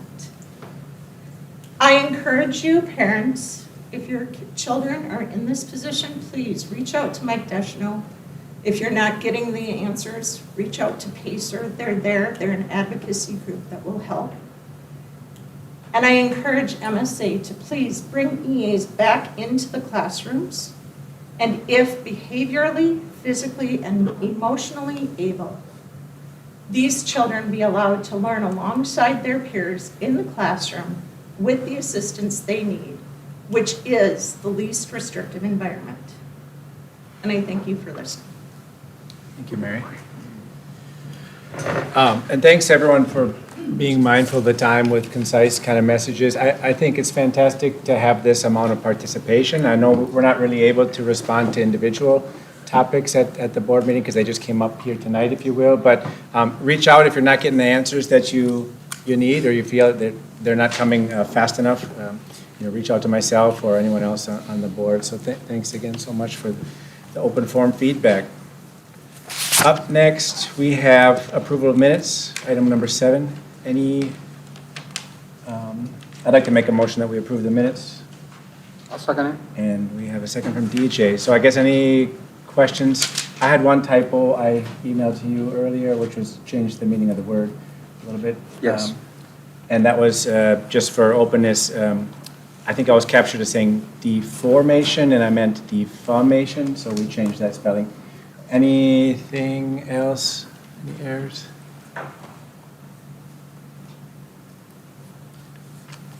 Okay. No further discussion, then I'll take it to a vote. All those in favor of passing the minutes from last month, say aye. Aye. Opposed? Abstained? Then it passes 5-0. So next up is Chair's report. I gave myself 5 minutes, and I just want to address the crowd and those of you watching remotely. So thanks again. I said during open forum, but thanks for the feedback. We got a lot of it over the past couple of months, I will say. Some of it's hard to hear, but at the same time, I appreciate the honesty and the fact that folks feel comfortable enough to kind of reach out and say, I'm the community's holding the board accountable to a standard that is something that we should all be proud of, right? Something that we should be delivering against the values that we've called out for our students, and we should be doing the same and demonstrating the same. And we haven't. We haven't over the past couple of months. So what I did, just myself, one member of one, I did kind of jot down a few of the common concerns that were raised by a number of our community. And so apologies for those. Sorry, I'm addressing, but if you didn't get back the feedback you wanted, I got a lot of questions, and I did my best to try to reply back as best I could, but some of them are still kind of ongoing. And what we did tonight was I had 4 concerns that I listed out. I asked our authorizer to help because I said this is kind of a board issue. How do we as a board address some of these concerns that are being brought to us as a board? And the authorizer came back with the recommendation to do some general training for us. So that's why we had spent an hour, general training. What does open meeting law mean? How do we treat people's data correctly? So we're all on that same page of how things are supposed to happen. And I think they did a good job. If you haven't had a chance to watch that one or weren't here for that, I recommend spending some time and going through the workshop. It was a nice 1-hour kind of overview for the board, kind of level setting for all of us so that we understand. There are a few specific things that people have brought to my attention as concerns. I have asked for some external help for that one, just again, outside of the board. I don't want to be part of that sort of discussions or decisions, so I've asked for some help just to kind of provide some feedback to the board again. How can we grow together? How can we operate in the way that how we govern? I think Ms. Wynn mentioned, right? We want to be proud of how we govern. Not necessarily critiquing each and every one of our decisions that we had over the past month or two, because I think we can and always do a better job of making different decisions, but it's how do we do it? We all want to be proud and we all want to feel the trust and open, honest communication. We need to be able to debate. We have to be able to debate. I will put in a plug. You can see we're a small board now. We're smaller than we have been in the past few months. We will need more participation. I will put in a personal plug.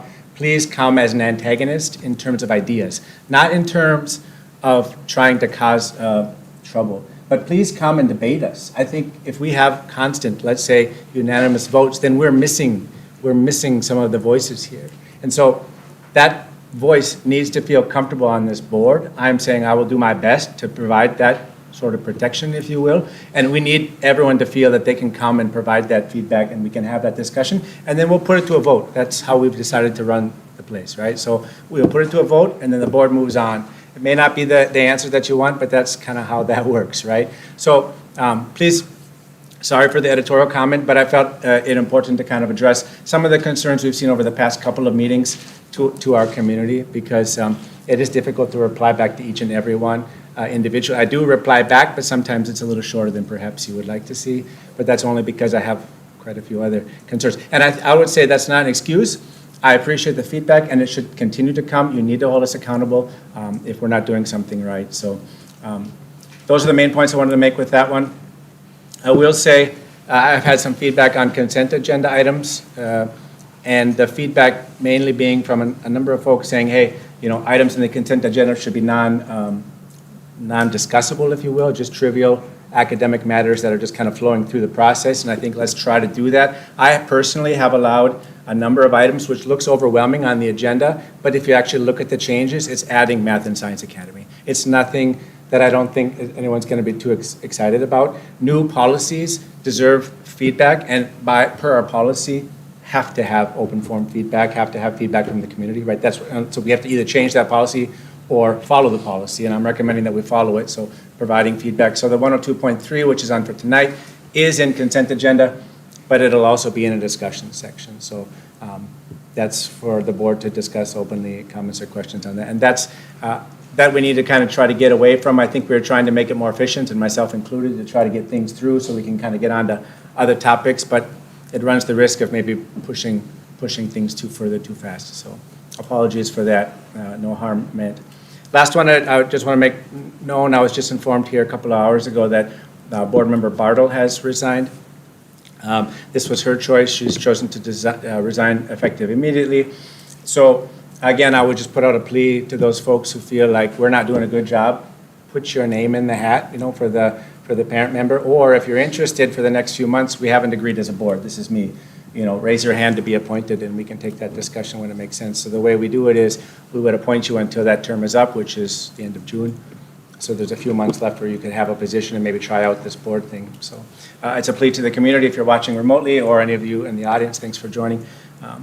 Help us out. And that would be a requirement, would be a parent of a student at MSA. So that's all. Sorry if it was more than 5 minutes, but questions? You mentioned that you received a lot of emails from parents. Between now and our last meeting, I've only received 3 updates on questions. At last meeting, we discussed transparency and ensuring that if questions are coming in to you as a board, it needs to be shared as across the table. Can I ask why that hasn't been done? Yeah, that's a good question. So I saw a lot of repeat questions, and I think it's fair that we can and should, or I can and should forward on more. I summarized it in those 4 concerns, if you will, and then I sent that to the board. The response back, as I mentioned, was to do general training, so then I kicked it out again to the board and said, that'll be handled here. There's still some additional concerns that'll be handled in a different manner. So I don't like to talk about like open discussions or concerns until we kind of get that feedback back, but we as board members should be notified of questions and comments that are being made so that we can come to this table prepared. Yeah, and I think, I guess my pledge would be that once the board gets the feedback, which I'm hoping we get the feedback, we can discuss that as a board. It won't be something added, it'll be discussed, it'll be added as a topic, and everyone will have the summary, and we can talk through what does that mean for us. I don't want that one to be a specific individual one. I guess what I'm trying to get at is there was some specific questions about how certain things were done, but I'm trying to bring the board back and say, how do we as a board want to operate? How do we want to handle discussions? How do we want to handle difficult decisions? And that's what the topic is right now that we're asking for some additional feedback. I think we've gone a long ways tonight with our workshop towards kind of level setting everyone. This is the expectation. So I do believe we're going to be in a better spot moving forward. So moving forward, can we expect you to forward those emails to us? Yeah, let me check and see if there's ones, if you're talking about with your name on it, or what? No, just any questions specific Okay. to board issues. Yep, yep. What did we decide with the general board mailbox? Like having We all talked- inquiries go into one? We you know, talked all about it our as an idea. I stakeholders. think we just said it was a good idea, but we never really pushed it any further, right? I believe that's where we netted out. We talked about Can we the amend the workshop agenda last to time. Not anymore, Add but that item, let's. put it on next month? Yep, let's make sure we capture for next month. I can make a note as well that we talk about how do we get that in place. I don't know, may not require a board motion, but let's see. Yeah, because I think that could be pretty easy for admin to set up. Next up, student reps. I have any particular order, or do you want to go first? I'll go first. So many of you guys know that I do swimming, and recently I was at a couple weeks ago, 2 weeks ago, I competed at the regional competition in Minnesota, and where I placed first 4 times, so I had 4 gold medals, and also received 2 silver and 2 bronze, and then that let me qualify for state, which was in North Dakota this weekend. So that was fun, and just wanted to share that. Also, I just wanted to talk about just like some of the stuff I've been hearing. And it's gonna be quick. It's just over the past couple of months, just being on this board, I've seen increasingly a lot of division amongst the MSA community. And sometimes it can be for good reason. A lot of times people have their own opinions and their own beliefs, and that's good, but there's also a time where it becomes to a point where it's concerning and to a point where it does need to be addressed. And I think we should definitely do a better job of addressing these things in our meetings at the same time, because we say we are supposed to be a sustainable model of academic excellence, and we also try to have an inclusive curricula. That's our mission and vision, but at the same time we want to make sure that those are being emphasized and that all students feel included within our school, and also they do feel comfortable at the same time maintaining both of those things. Sure, okay. I'd like to start off by relaying my thoughts and not my thoughts, the messages and the thoughts I've heard from many students about the last board meeting and the passage of 102.1 and 102.2 and the support of 102.3.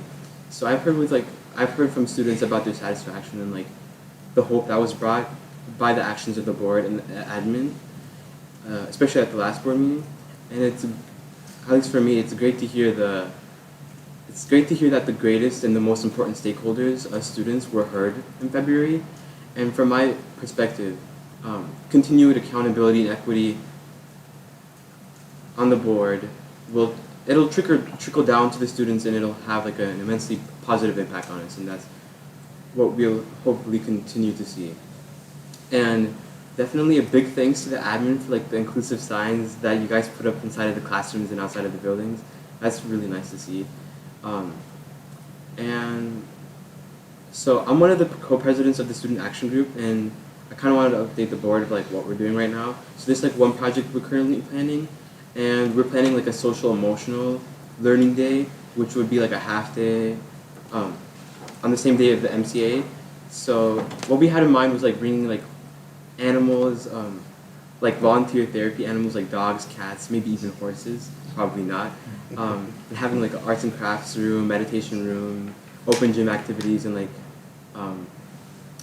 so students can de-stress after this long year towards the end of the year and after the MCA. So that's what we had in mind. Thank you. Randy, I think you're up next. The correction. I hate having all these people at my back, so I'll try to talk as loud as I can, so I hope you can hear me. Do you want to stand up, or? I'll go over here. Okay. That might help for you. Okay.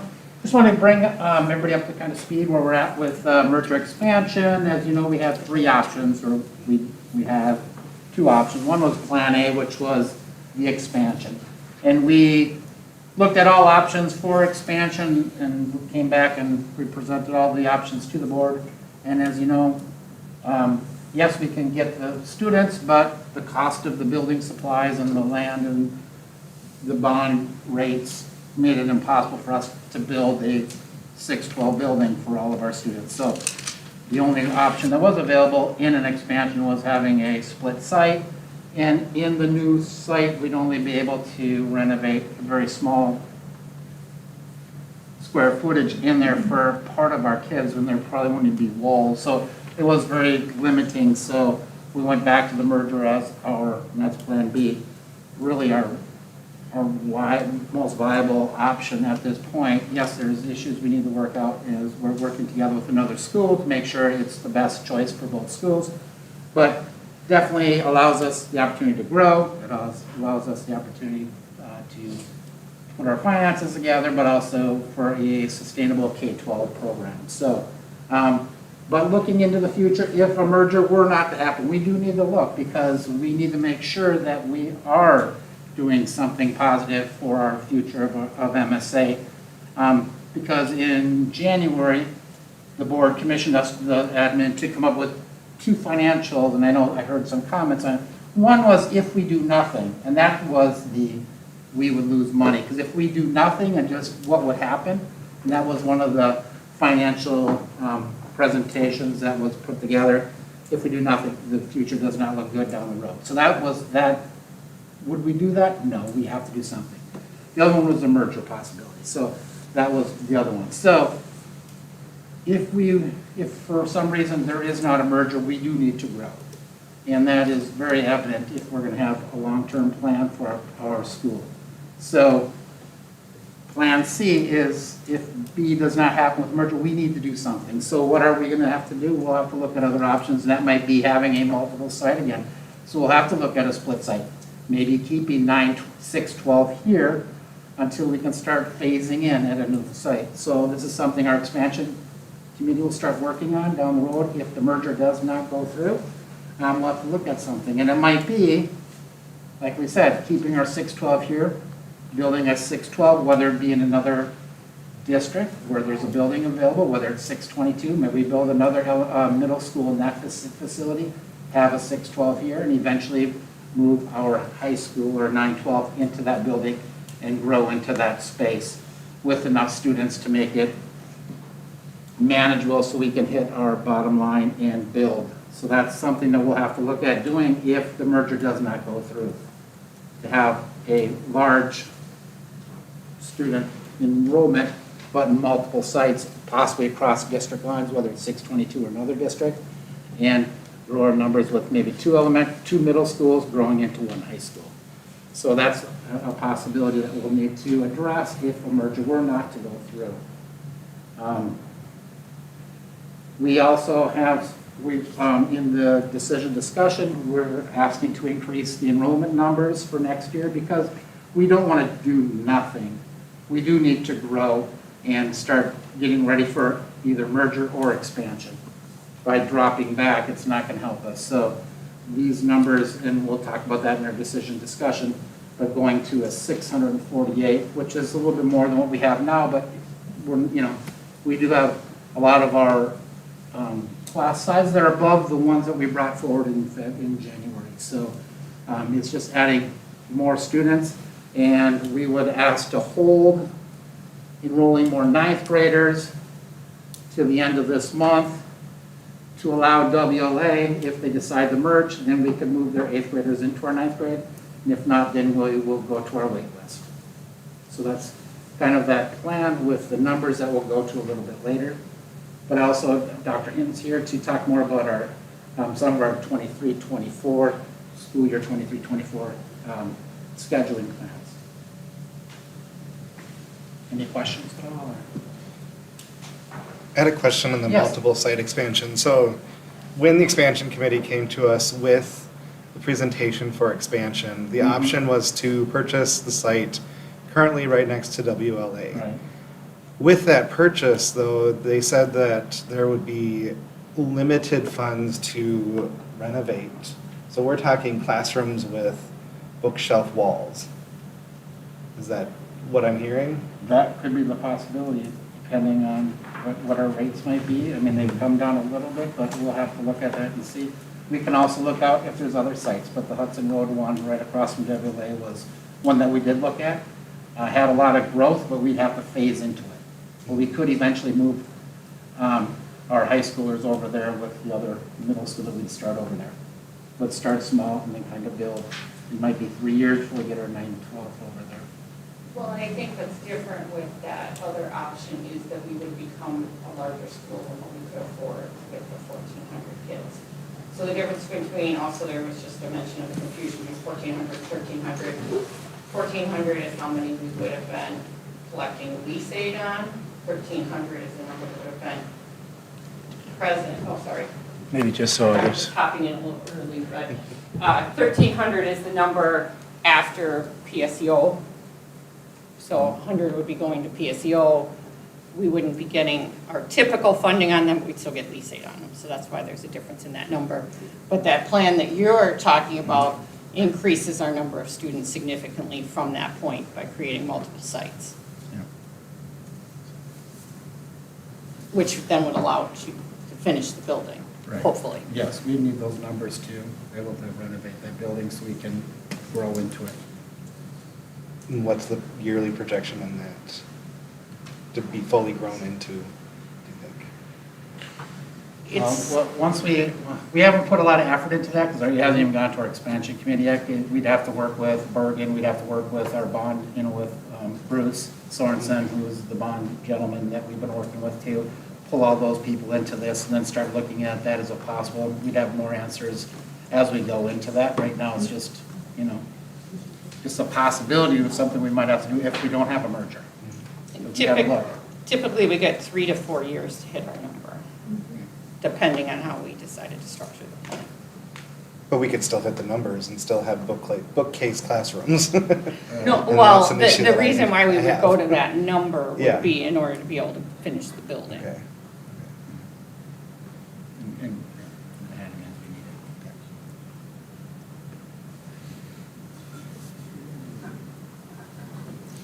it. And we have merger on the discussion section Yeah, later too. right. Okay. And then- Okay.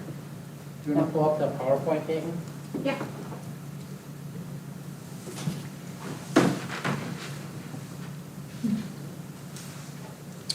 So this is just a quick overview of some of the things that we're planning for next year. Next year, the intent is to implement our block schedule. So we haven't figured out exactly how many minutes each class is going to be, because that's going to depend on advisory. Part of the reason why we like the block schedule is the fewer number of times out in the hall, passing time.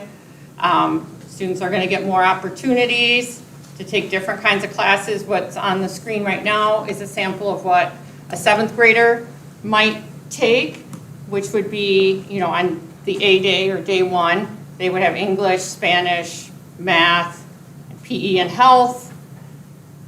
On B day, they would have music or an arts elective, science, social studies, and then we're proposing adding additional electives, and so in 7th grade, it would be engineering, design, and robotics. So that's just a quick overview. This is not intended to be a real long presentation. Do you want to go to the next slide, Caitlin? So we're adding some new electives next year. We will be bringing forward, I think nearly all of our AP classes will be offered next year because of the increase in the number of students in the high school, but we're also adding forensic science, geology, African American studies, and we're really excited that we're bringing back college in the schools here, so we'll have biology 1015, which is a University of Minnesota course. That is human physiology, technology, and medical devices. So we're really excited. Ms. Malik has just been approved to teach that class.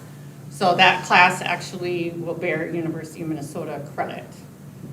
We have plans to add other ones, but she was already qualified to teach that, so she was able to go through that process and be approved.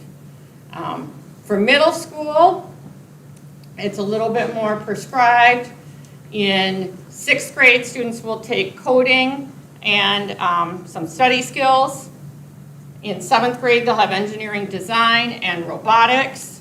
In 8th grade, it'll be environmental science and astronomy, and that is all in addition to their current, what we typically offer for students in those grades. One of the reasons why we're going towards this, if you want to go to the next one, Caitlin, is that we're working on beefing up our student success team work. So we're going to pull that job-embedded professional development into the school day. So I think there's a mistake in there. The student success teams will meet twice a month for 45 minutes. And the department or PLCs will meet 4 times a month for 45 minutes. And so this is kind of an example of if you are a 7th grade teacher who teaches English, you will have all the 7th grade teachers will be able to be on prep this would be second hour, and all of the ELA teachers or the Spanish teachers might be on prep on B day, period 4, so they can really work on that collaboration and building those supports for students. So here is just a sample of what a teacher schedule might look like. This is the Spanish 2 teacher, for example. They would be able to have grade level prep on the A day and a Spanish department common prep on the B day. Now, they won't meet every time they have prep, but they have the ability to collaborate during the school day, and we can address student needs better in that regard. So that's just a quick and dirty plan for next year. Dr. Hinton, I have like 3 questions. Yes. So, first, like, when is this gonna be? Like, students don't really know this is happening. So when will students like individually like be notified instead of it being like in the daily announcements or something? Yeah. So that's a very good question, Noah. We are going to send out on the 31st the full packet of all the information. On April 7th, there will be in there. There'll be meetings. Ms. Gravine and Mr. Johnson will be having grade level kind of meetings, Zoom meetings, so that parents and students and/or will be able to join and ask questions. That will be on April 7th. Then there will be, then I think over the next 2 weeks, the counselors will be going to classrooms, talking with students. Students will be selecting what classes they want to take and registering. And we hope to have the first draft of the master schedule done the end of April. That's the plan. Okay. And the elective, the AP, the African American Studies class, is that going to be AP? Like, have you guys looked into that? We don't have the AP class yet. That's something that we have thought about getting. We just aren't, I think it's a pilot right now, so we aren't in the pilot, but hopefully we'll be able to bring that at some point. Okay. Or the college and the school's African American Studies. We haven't really determined which one we would do, but certainly we will look at that. Okay. And the sample schedules, I don't really see like where will advisory, will there be an advisory? So we have not put advisory in, yes, Okay. that's a really good question. We have a committee that's gonna start working on advisory and determining how often we're gonna have it. It's not gonna be 90 minutes like it is right now on a Friday afternoon. There's a lot of consensus around the staff that that's not the world's best use of time. So we are gonna try to embed it into the school day. We don't know how many days a week it'll be or what time of the day. So we've got to have representatives from every grade level, teachers, coming together and trying to determine what makes the most sense. So hopefully we'll have that soon, but we don't have that yet. Yeah, we just a quick comment. So it sounds exciting that we can offer some different classes. Yeah. I don't know, we've talked about that for a while. Do you feel, are we gonna have enough time to get it ready in time for next year? I think we've been meeting with the PLCs. Okay. We're ready to go. It shouldn't be too hard to get that done. I mean, at this point, it's now different than trying to do our registration. We've kind of held that while we were waiting on plans, but time is out, so we have to just go ahead and plan. And most of the added classes were requested by staff. It wasn't admin saying, will you teach this class? It was, what would you like to teach? Yeah. And so teachers have stepped up to say, I can teach for example, forensic science. Okay. So we have staff that's ready Last for one, that. how does it work with, does it help with PSEO or, I mean, with the folks that are taking classes outside the juniors, seniors? Are you talking about PSEO? Yeah, like how would the block schedule, would that help a block schedule? Does that make it easier for students or harder? Well, the way we would line it up would be like certain classes, like right now, currently, if you are a senior and you're taking poli-sci and econ here, that's offered, I believe, second hour, and English, 12th grade English is offered first hour, so that it's chunked up right in the beginning of the day. I try and block those classes that students who would typically be in PSEO, so they're in a common early time or end of the day time. Okay. A block schedule, it would look, instead of having it being period 1 and period 2, it would be 1A, 1B. So it basically take up the same amount of time in their schedule, so it wouldn't really make any difference. If they were taking one or the other, it might throw them off a little bit, but still with so many of the PSEO classes that students are taking, they're online anyway, so they're not quite as synchronous, most of them. Yeah, okay. Anything else? Okay, thank you.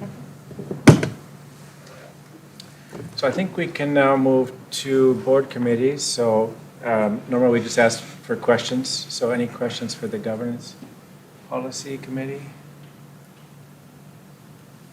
Okay. Elections, she is not here tonight. Oh, I actually sat in that, and Teresa, you were here too. So I guess any questions we can field, otherwise we have a specific section on elections. Okay. And merger, she's not here either. Any questions for merger? We didn't have a meeting. We didn't have a meeting, okay. School expansion, I don't believe there was a meeting last month either. Nope. So then we move to finance. So, Linda? Let me just open them up real quick. We had a lot on our agenda, so I hope you all had the opportunity to look through what was there. Very productive meeting. It was asked of me to just kind of review basically the front page of the financial report, just to kind of guide those of us listening on what to expect. So the average daily membership, our ADM overall, is sitting at 544, and that is our working budget. The school adopted budget surplus for the year is 144,513. A projected cumulative fund balance of $2,576,729, or 42% of expenditures, is anticipated for the fiscal year end. The school board working budget surplus for the year is $13,265. Projected cumulative fund balance of $2,329,915, or 30% of the expenditures, is anticipated at the fiscal year end. Projected days cash, on the projected fiscal year end is 122 days, which is greatly above the 60-day minimum for bond covenants. Projected debt service coverage ratio at the fiscal year end is 1.1, which is above the 1.0 that meets minimum bond covenants, so long as the 60 days or more of cash on hand is achieved. Some key points: as of the month end, 66.67% of the fiscal year is completed. Cash balance as of the reported period is $2,388,169, which includes $1,040,578 of funds that are required to maintain the day's cash on hand requirements for bonding. Revenues received at the end of the reporting period are reflected at 66.5 of the working budget. Expenditures distributed as of the end of the year reporting period are reflected at 62.9% of the working budget. Some other items: salary and benefits payables have begun to accrue as the September financial statements for the summer accrues, and those are reflected in the statement under salaries and benefit lines. The current balance is estimated to be $188,645 in contracts and salaries that will be paid in July and August of 2023. The fiscal year lease aid application has been submitted to the Department of Education and has been approved. These aid payments have begun to flow through the ideas payments. Administration is working with the contracted financial service providers to review expansion and merger budgets. Future discussions will determine the future of the district. Administration will continue to work with the financial service provider to provide a draft of the fiscal year 23 revised budget, as well as the fiscal year 24 original budget for preparation at the future board meetings.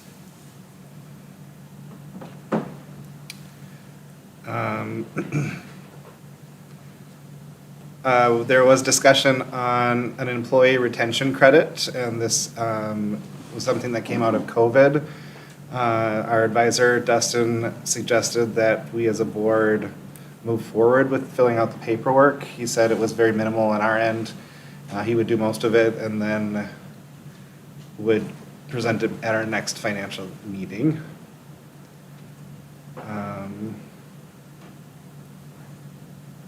So if we meet a certain percentage, we could be eligible to receive funding through that credit. What that percentage was, Dustin couldn't tell us right now. So we had to meet a certain percentage to retain our staff in order to receive that.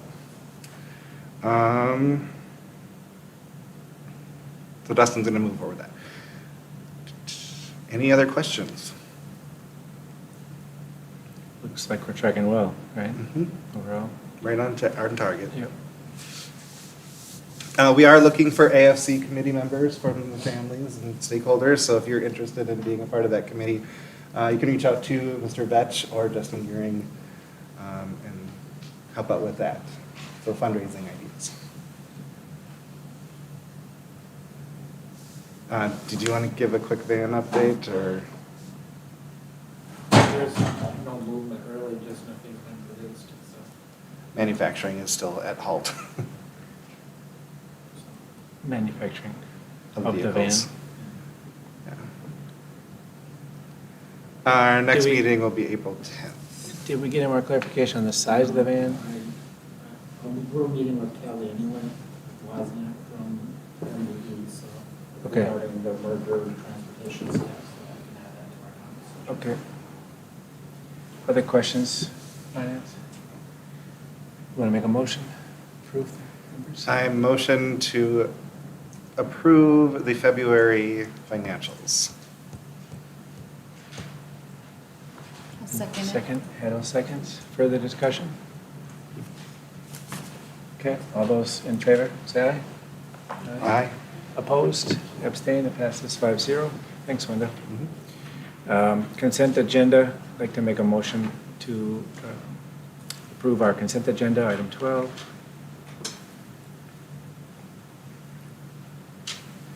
Can I get a second? I'll second. Hedl will second.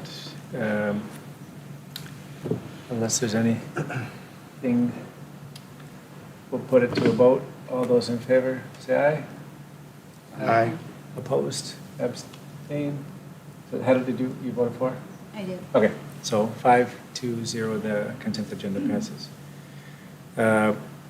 Diversity, equity, inclusion, we'll do this one quick if you guys can hang on, and then we'll do a So break. we decided no discussion on consent agenda items. Correct. Okay. Yeah. Yeah. And I think just a point of clarification. So if there is something that needs discussion, I think from our understanding, any one board member, it doesn't require a motion, any one board member can pull it out. Okay. And then when we're setting up the agenda, and then we'll add it to the discussion section. And I think sometimes we've done it different ways, but I think we've had that clarified now. It's just one board member can pull it out.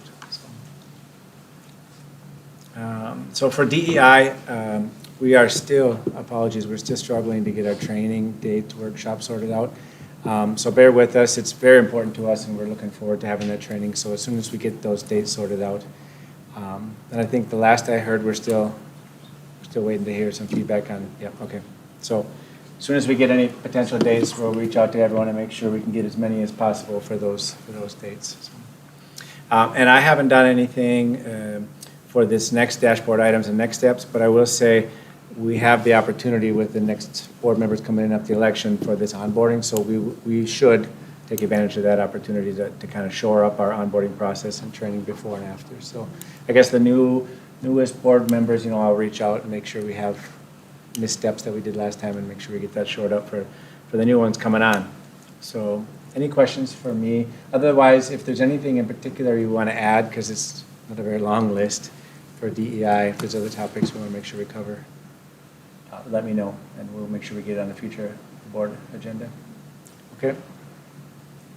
I'm going to make a motion that, I don't think we have to motion, we're just going to take a break. So, hold on, I'm going to watch this one crazy. 7:30. 7:30. Let's take, if you guys are okay with a 5-minute break? Yep. So we'll take a 5-minute break at 7:30. Can you turn off YouTube?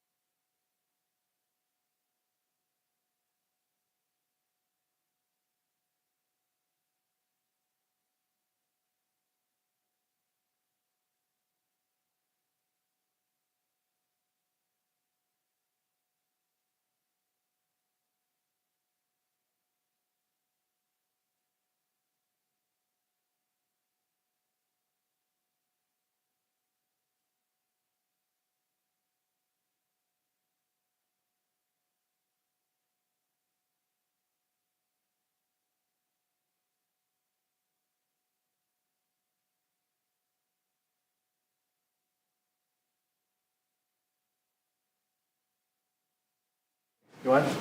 So welcome back, everyone. I have 7:38. Thanks for being timely and returning.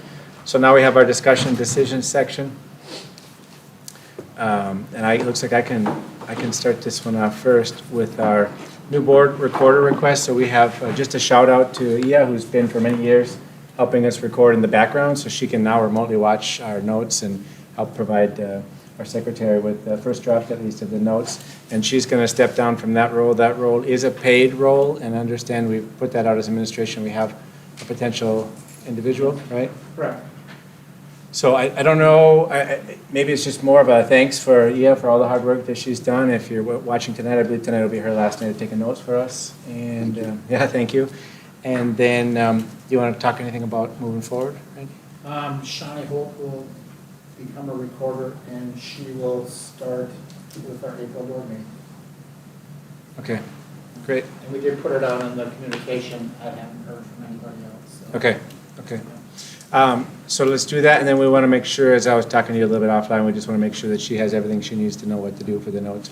We have a lot of notes out there from the past, but I think the big thing is making sure that we've captured both sides of the discussion, if you will, that's captured accurately in the notes. She takes our finance committee meeting notes. Okay, awesome. Good. Yeah. So yeah, this should be good. Are you guys okay if we move on?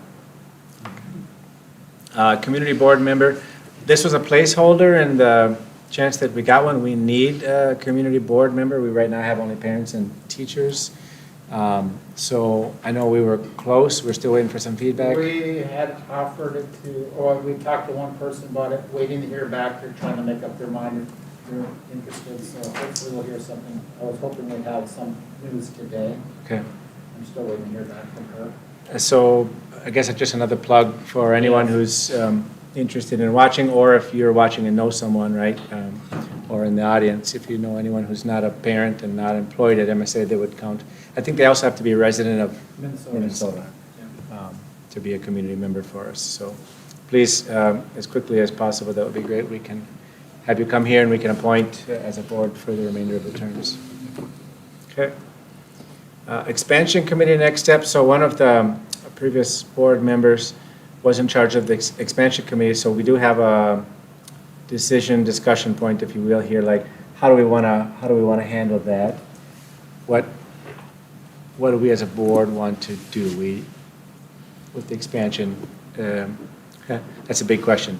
With the committee in particular, and how would we change, if anything? It's just for us to discuss.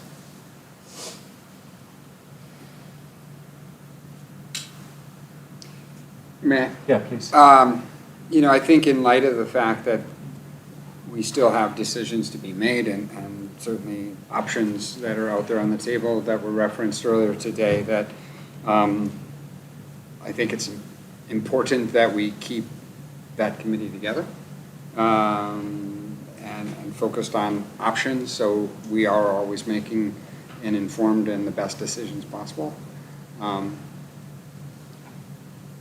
What that looks like, that might be a little different than it has been in the past, but I think that it's worthy of keeping that option until we know which direction we're going. Others?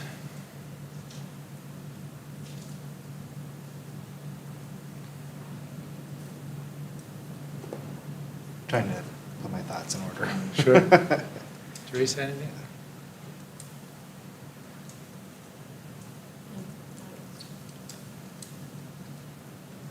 Once we make a expansion-related decision, wouldn't the committee essentially become defunct, like it wouldn't serve a purpose? Isn't that the goal? Yeah, that's a good question. So I think right now, and maybe I'll say it a different way. So we have merger, which has been tasked to help us figure out if that makes sense, right? So that committee kind of carries on. I think the question we have here is, if we don't do the merger, do we still have, I think that was previously tasked as, if we don't merge, what would that expansion look like? And I think it would evolve, right? So right now, I think a board committee requires one board member. They don't necessarily need to chair, but it could have as many as we want, community members or staff or what have you. So I guess what we're asking is, does it make sense to continue to have this? I'm hearing DJ, you say yes. Expansion committee makes sense, but but then to what end? I think that depends on how clearly we are defining what the objective is, right? So, because I know there was the expansion committee that would meet, let's say monthly, ideally, but at least monthly. And then there was a subset meeting more regularly with building and whatnot, right? And so we could figure out what makes sense, because I would imagine maybe the board is no longer needs to be sitting on it as much once it's already decided what it is. It just needs to be done now, right?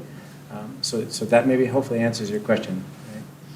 Right? So I think I'm leaning to the same your side, DJ, which is it makes sense to continue to have some meetings to talk about what do we do, right? I mean, where are we at, and how do we move forward? I guess, is there anyone who says we should be closing down the expansion?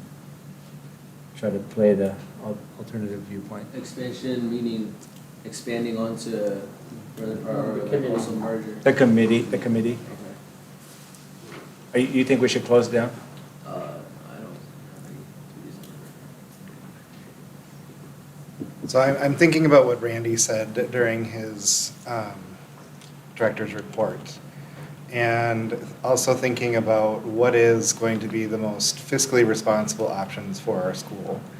And what was presented to us by the expansion committee was a clear indication that purchasing property, purchasing materials to build exclusively on our own is not a fiscally responsible decision of this board.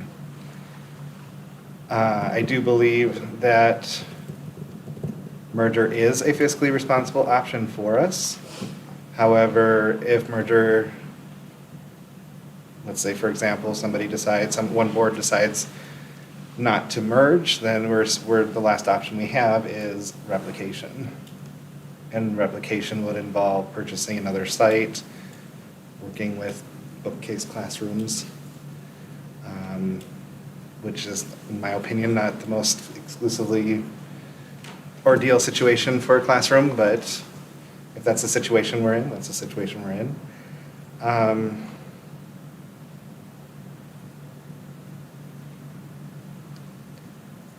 So the question right now at the table is, do we keep the expansion committee or do we task them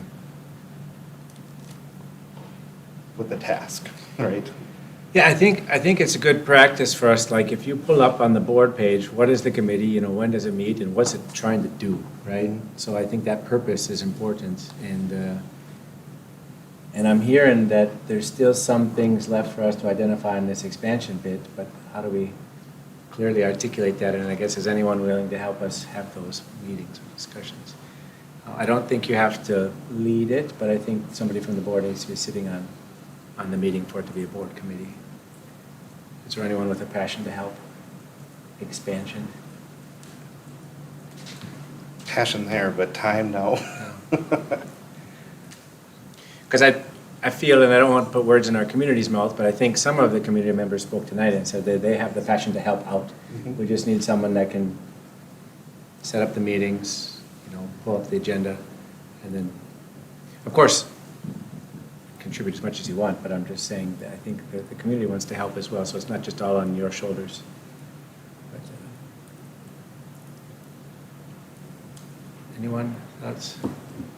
Kate, do you have something to add? Let me just make a suggestion. Maybe it's time to take a look at it instead of expansion committee, but facilities committee, because there'll be facilities discussions regardless of which way we go. And facilities does encompass the actual physical building. Yeah. But merger is a different task that has different needs in facilities. I think looking at it fiscally, I think that's a great option. I think if they could look into potential possibilities of, like I said before, replication and moving into another space that way to eventually evolve in that sense. I could see that, but I have to advocate for myself. I don't have time to sit on that committee, I'm sorry. Yeah, time is my. Yeah. You used the word passionate. I did? You did. Okay. You're the note taker. Yeah, I can't, I don't know, I don't know if I would classify, but I'd be willing to expansion facilities committee that continues to look at those important topics, should that be the most viable.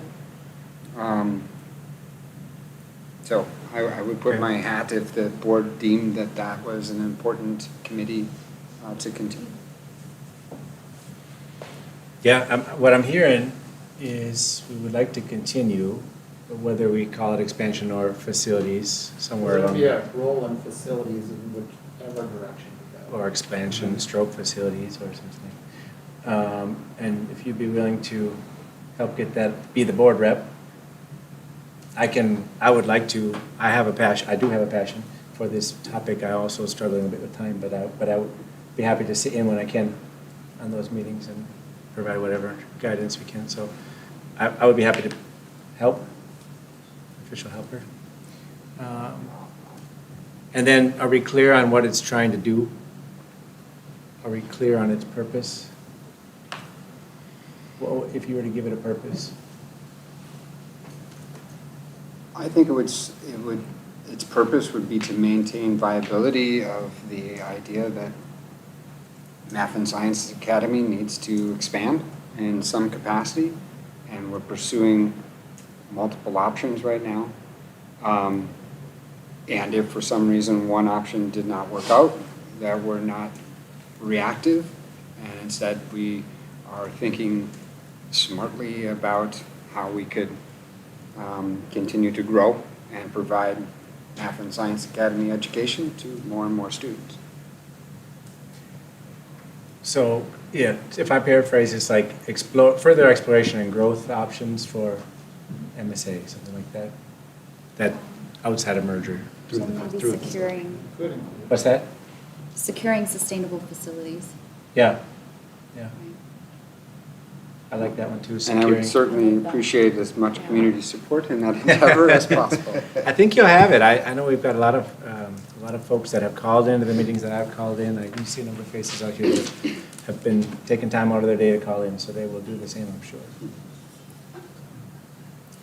Good, well then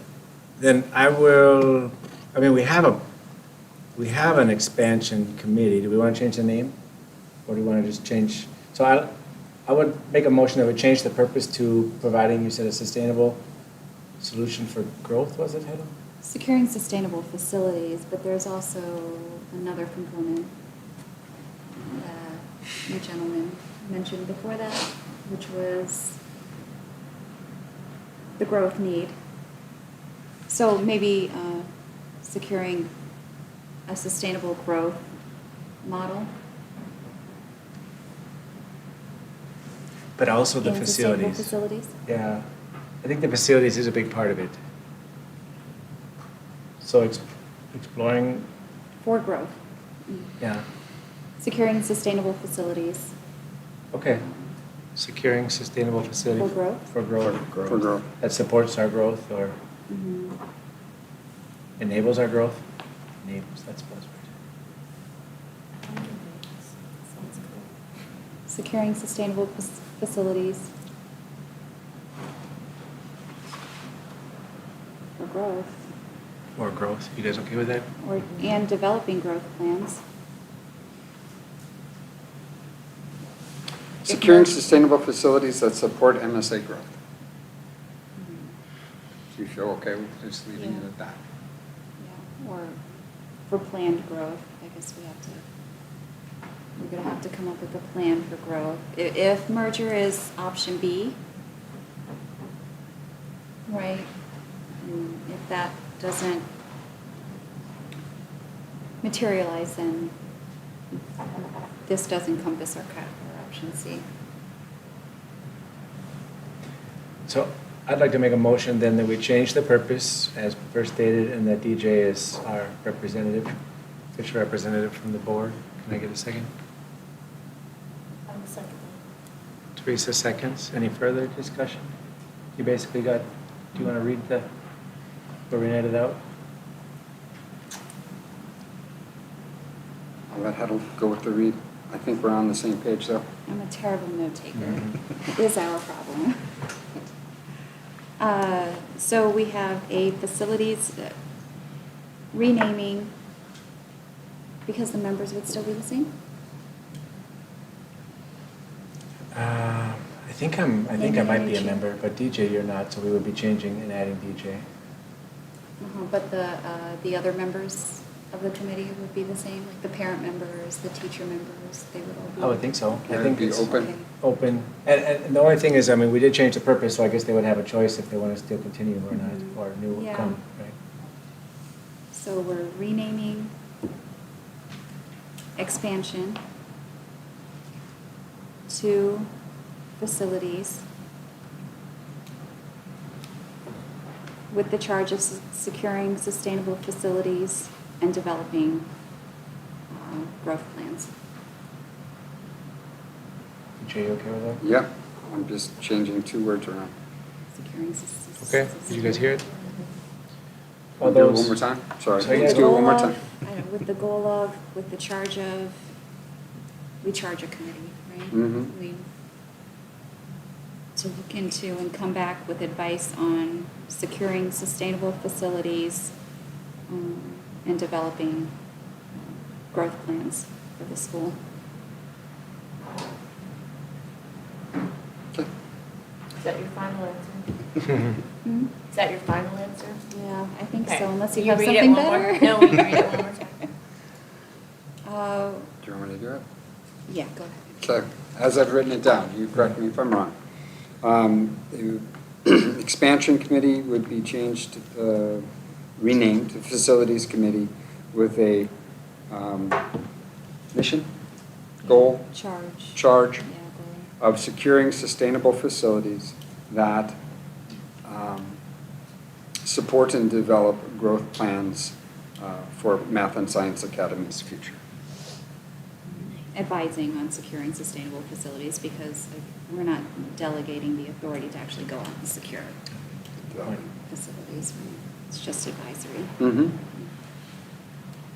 Okay, all those in favor, say aye. Aye. Opposed, abstained, so the committee changed name and mission. So I guess once we get the notes, Randy, if we can get it updated on the webpage also. Thank you. And a plug for the community, right, as you mentioned. I'm Any put in and all the club to have continued engagement and support, and any new members that are interested, certainly more than welcome. Okay, good. One question. Yeah. Is there a standing meeting date, and if not, then we would need to set one for next month? Okay. There's Then, probably, okay. Jeff never, he just called him, there wasn't really a sense. But it would probably be helpful. we would look to have like the second Thursday or something like that of the month. So hopefully that we'll find a time, obviously, once I've got a handle on the committee members that would be interested in participating. Go from there. And we have had questions from the community, and it's not on here, but as long as we're talking the open meeting law, we recommend all the things along those lines. So posting it 3 days in advance, the agenda gets publicly posted, people get a chance to attend, right, either virtually or in person, and then putting notes out afterwards. Those are all good practices that we should do, whether it's a meeting or not, whether we have a quorum at the meeting or not. But I think in this case, if we have 2, let's say we have a normal 9 board, that would be sufficient. We don't have an open meeting, if you will. But I'm just sharing it with you because we do have questions occasionally whether this one applies or this rule applies or not. Does that make sense? Yep. So, okay.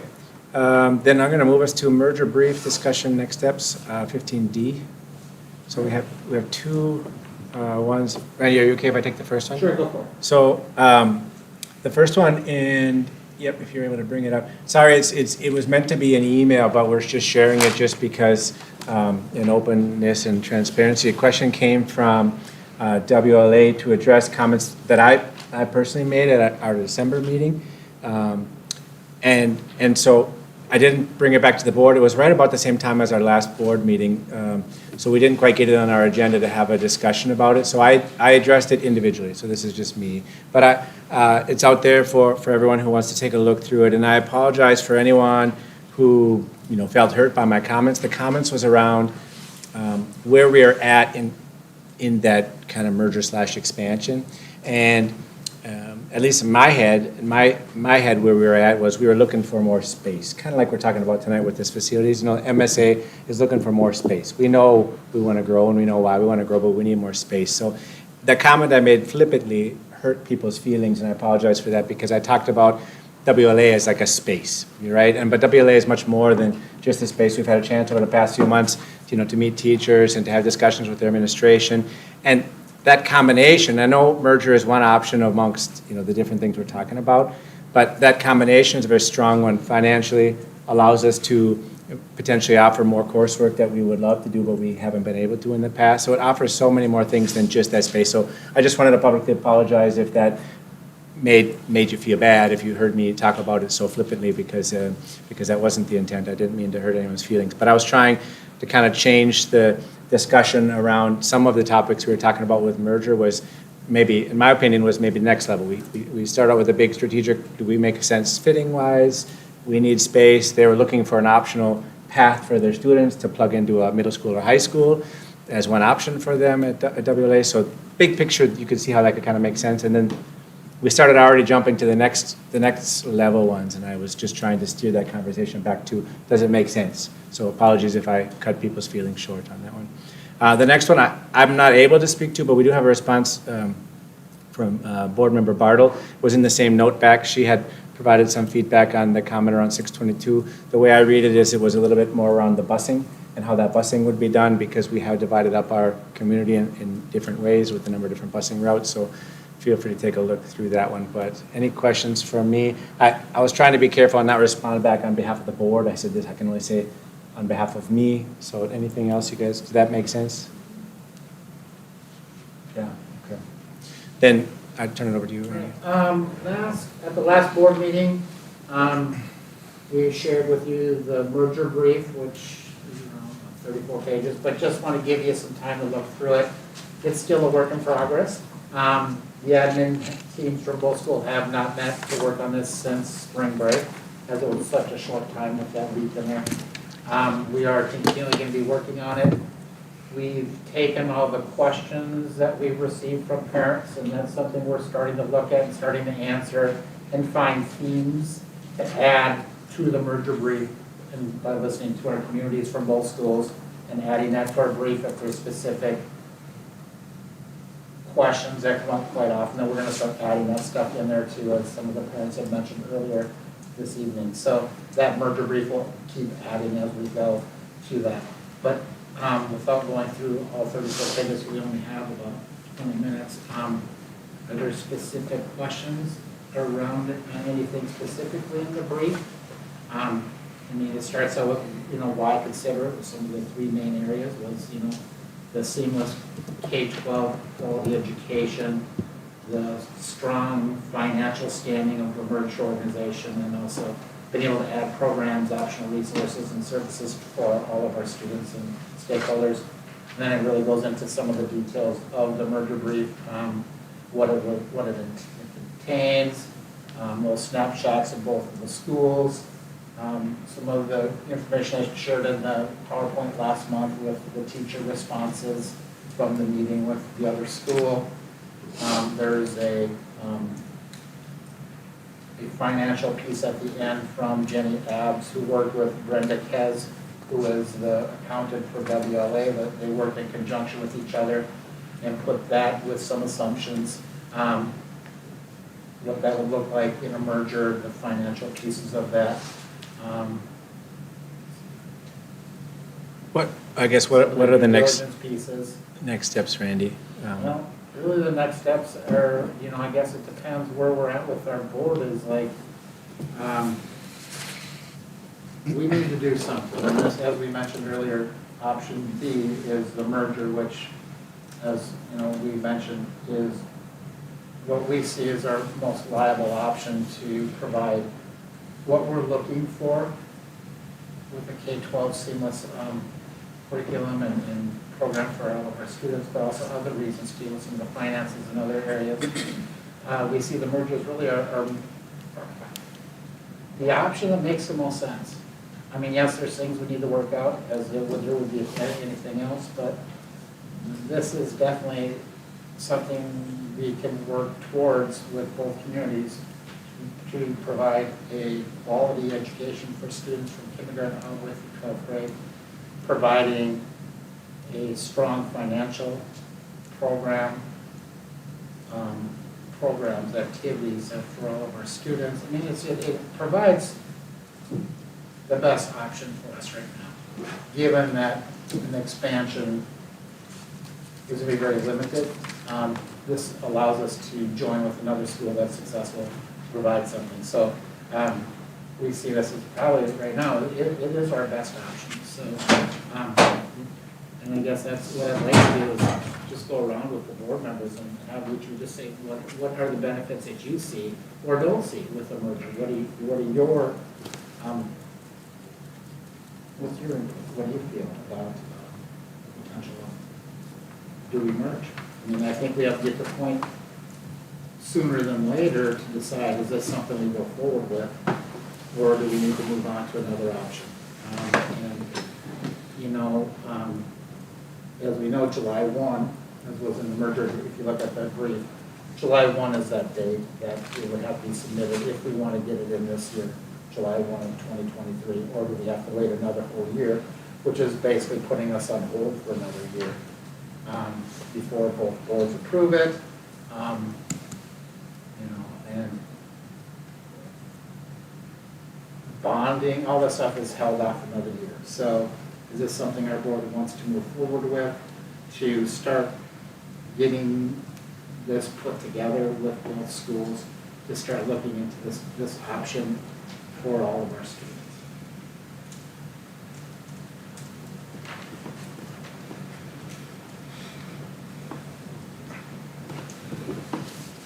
Anyone have your thoughts ready to share? I can go first. Yeah, please. Okay. I think the benefits that I see are mostly around the families and their students as far as the stability that this would offer, like a K-12 experience. I would think that it would streamline communication because we'd be reaching families of multiple, or with children in multiple grades. So that would, the school calendar would be simplified for families where it's not always simple. I also think that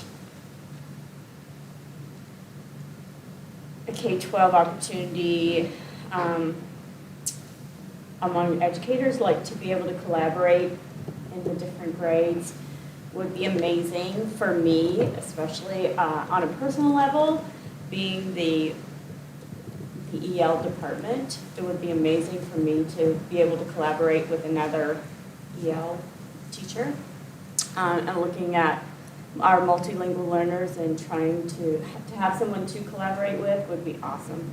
I also think that there are mentorship and leadership opportunities in a K-12 school that we don't have. I mean, we have our 6-12, but we don't have the opportunities for the 6th graders to lead, and I think that that's something that we could offer.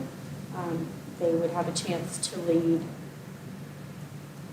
in the elementary school, or to, you know, the students in the elementary school. So I see some benefits. I think that looking at it from the teacher perspective, those are the things I see.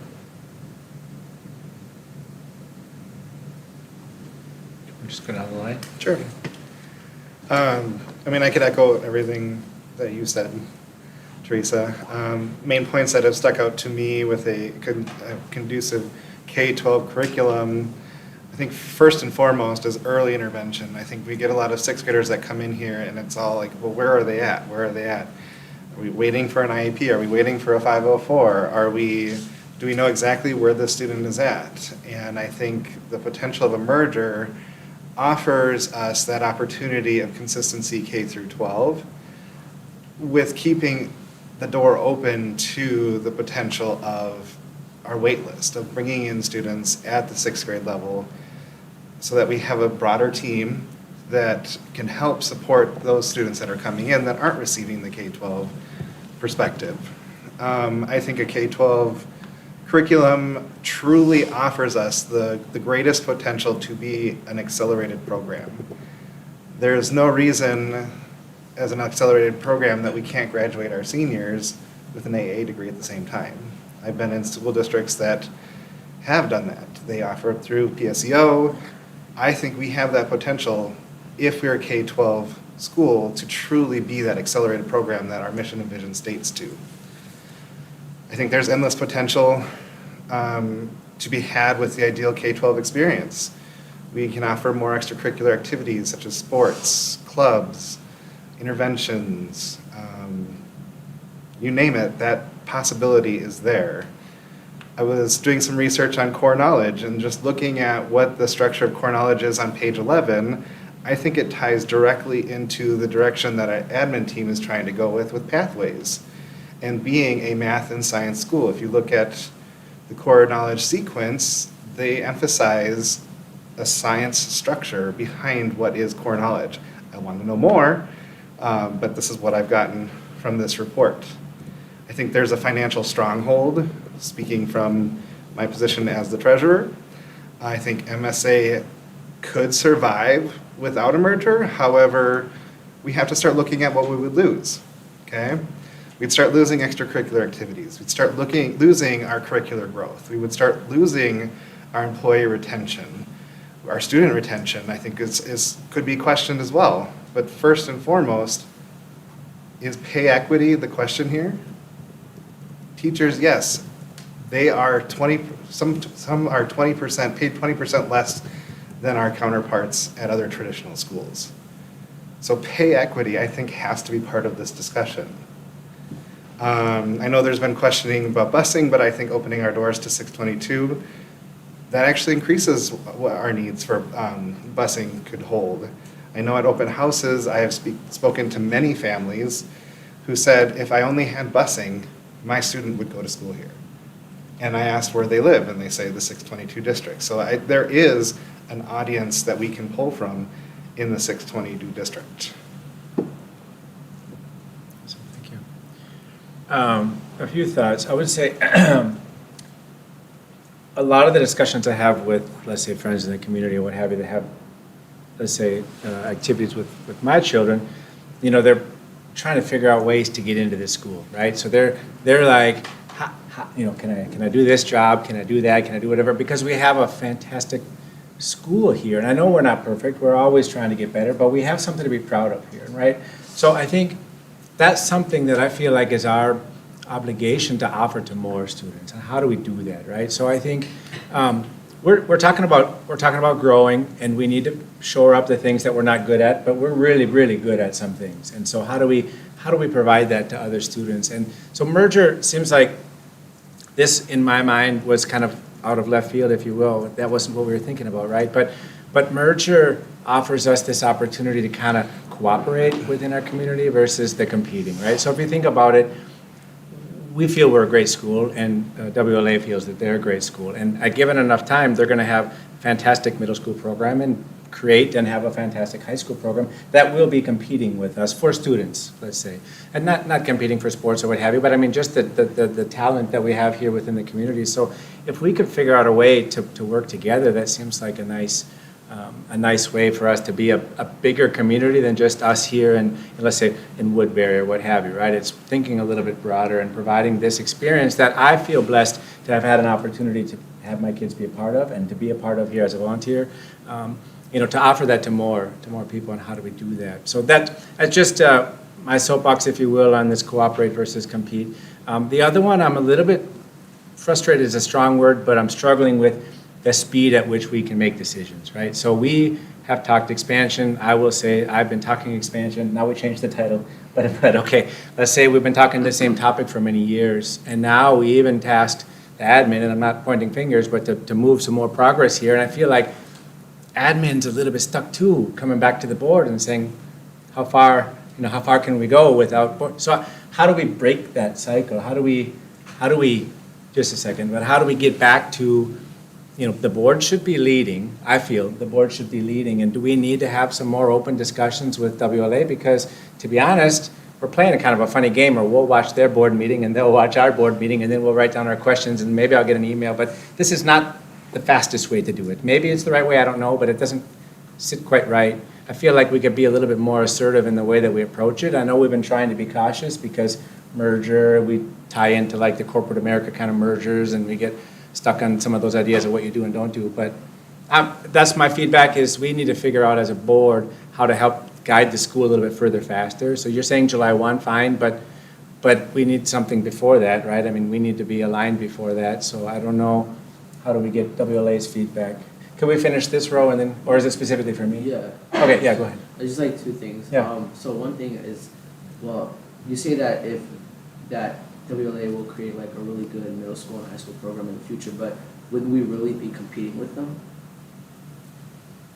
Would we be competing? Would we really be competing with them academically wise and whatnot? Like, I'm not trying to look down on the school or whatever, but. Yeah, I guess the way I was using the word compete was like, we have a number of students that we're trying to serve in this community. And I don't like the borders that we've drawn for Woodbury or what have you. I'm saying this, let's say east side of the metro, right? We're probably not pulling people from northern Minnesota, right? But anyways, we have a community of students that we're trying to serve that would love to be either a part of our school or theirs. And I'm just saying, if we don't merge, they will create a solution to serve those students that will kind of compete with us insofar as the students, right? Okay. Also, just like for the speed of like meetings, I'm not saying that it has to be a board meeting, but like what have we ever thought about, and I don't know if it's feasible, but have we ever thought about a joint meeting with WLA's board? I think it's a great suggestion, and I'd be interested to hear where we kind of net out with that. Yeah. And I think that would be a very big deciding factor because we could ask questions there. Yeah, and we correct. could get instant feedback and also people from the open forum. And maybe just real quick, has that been talked about at any of your admin meetings to have a joint board meeting? Not yet. Okay. Okay. Good questions. DJ? I go back to, I think, the first month I was on the board. The concern I had in expansion as well as subsequently as we added discussions about merger was to not lose what works, right? And I think that would be the same case for WLA, that there are certainly things that they feel work for their school. There's certainly things that I think we feel very strongly about and we feel are good. One is this smaller caring community, and if we grow too fast or expand too quickly, there was concern that I voiced at that point to say that, do you run the risk of losing some of those things that you hold dear. Come February, we had a joint teacher feedback forum, and one of the classic examples, the biggest word that's on that list is curriculum. And there are differences in those curriculums that Math and Science Academy uses as well as WLA uses. Then we had some opportunities to talk with some of the teachers, and both schools got a chance to get together. I had wonderful conversations with my peers that are also in the same department that I am, and we really talked through some good discussions about philosophy as well as how things are executed. And there are differences, and those need to be worked out to make sure that it goes smoothly and we don't lose the good things that work well for both schools if that's the direction we all feel like going. So I guess one of the things that this brief still doesn't include is some of those finer point questions. What would be this, I don't want to use it as a winning school, but the school, because one would have to be the namesake and the other name would go away. We haven't had those discussions or they haven't been presented. The curriculum thoughts, which curriculum or how do we blend those considerations. And maybe those are further down the road, but I also think we have to keep those at the forefront so we don't lose what is good. So I support our continued discussions and our exploration. And I just think that those are important elements that we need to have in front of all the community, both at WLA and Math and Science Academy, so that everybody feels like, yeah, this is the winning solution. And I think those are important elements.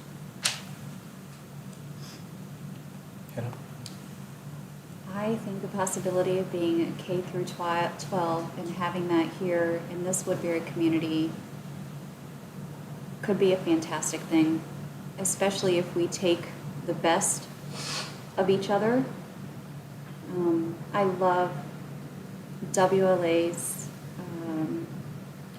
how do you say it, how they evaluate their students on a whole child basis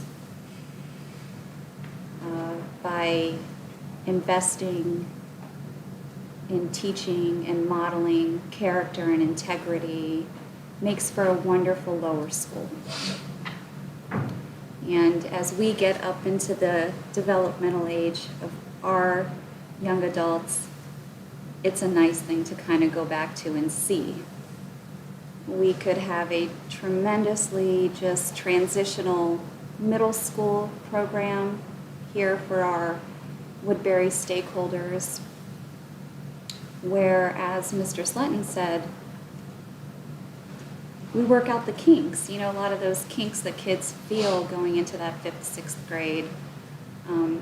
Being able to open our doors and constantly take in other kids who are transitioning, who are moving here, who find themselves developmentally thinking, my people are there, my people are at that school, I want to go there. So to have the capacity and the facilities to educate those children cohesively, I think would be fantastic. CKLA, core knowledge sequence, the way the grade level teachers at WLA kind of come together to execute that curriculum is really a special thing. And one thing I feel like I've heard and seen in our teachers is they love that kind of collaboration too.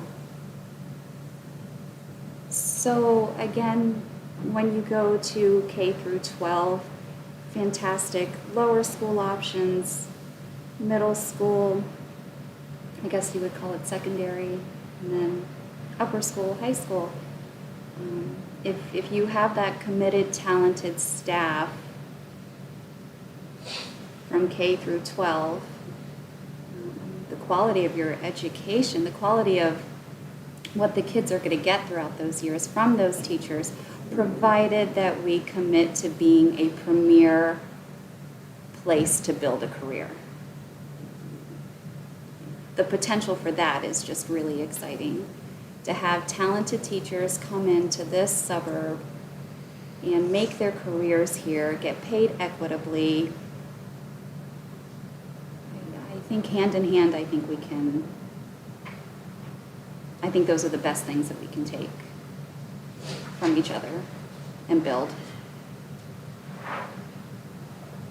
Okay. Noah, do you have anything to share? Yeah, I think that this really provides an exciting opportunity. Mainly, the way I see it as a student especially is it's an opportunity to build a bigger and a great community.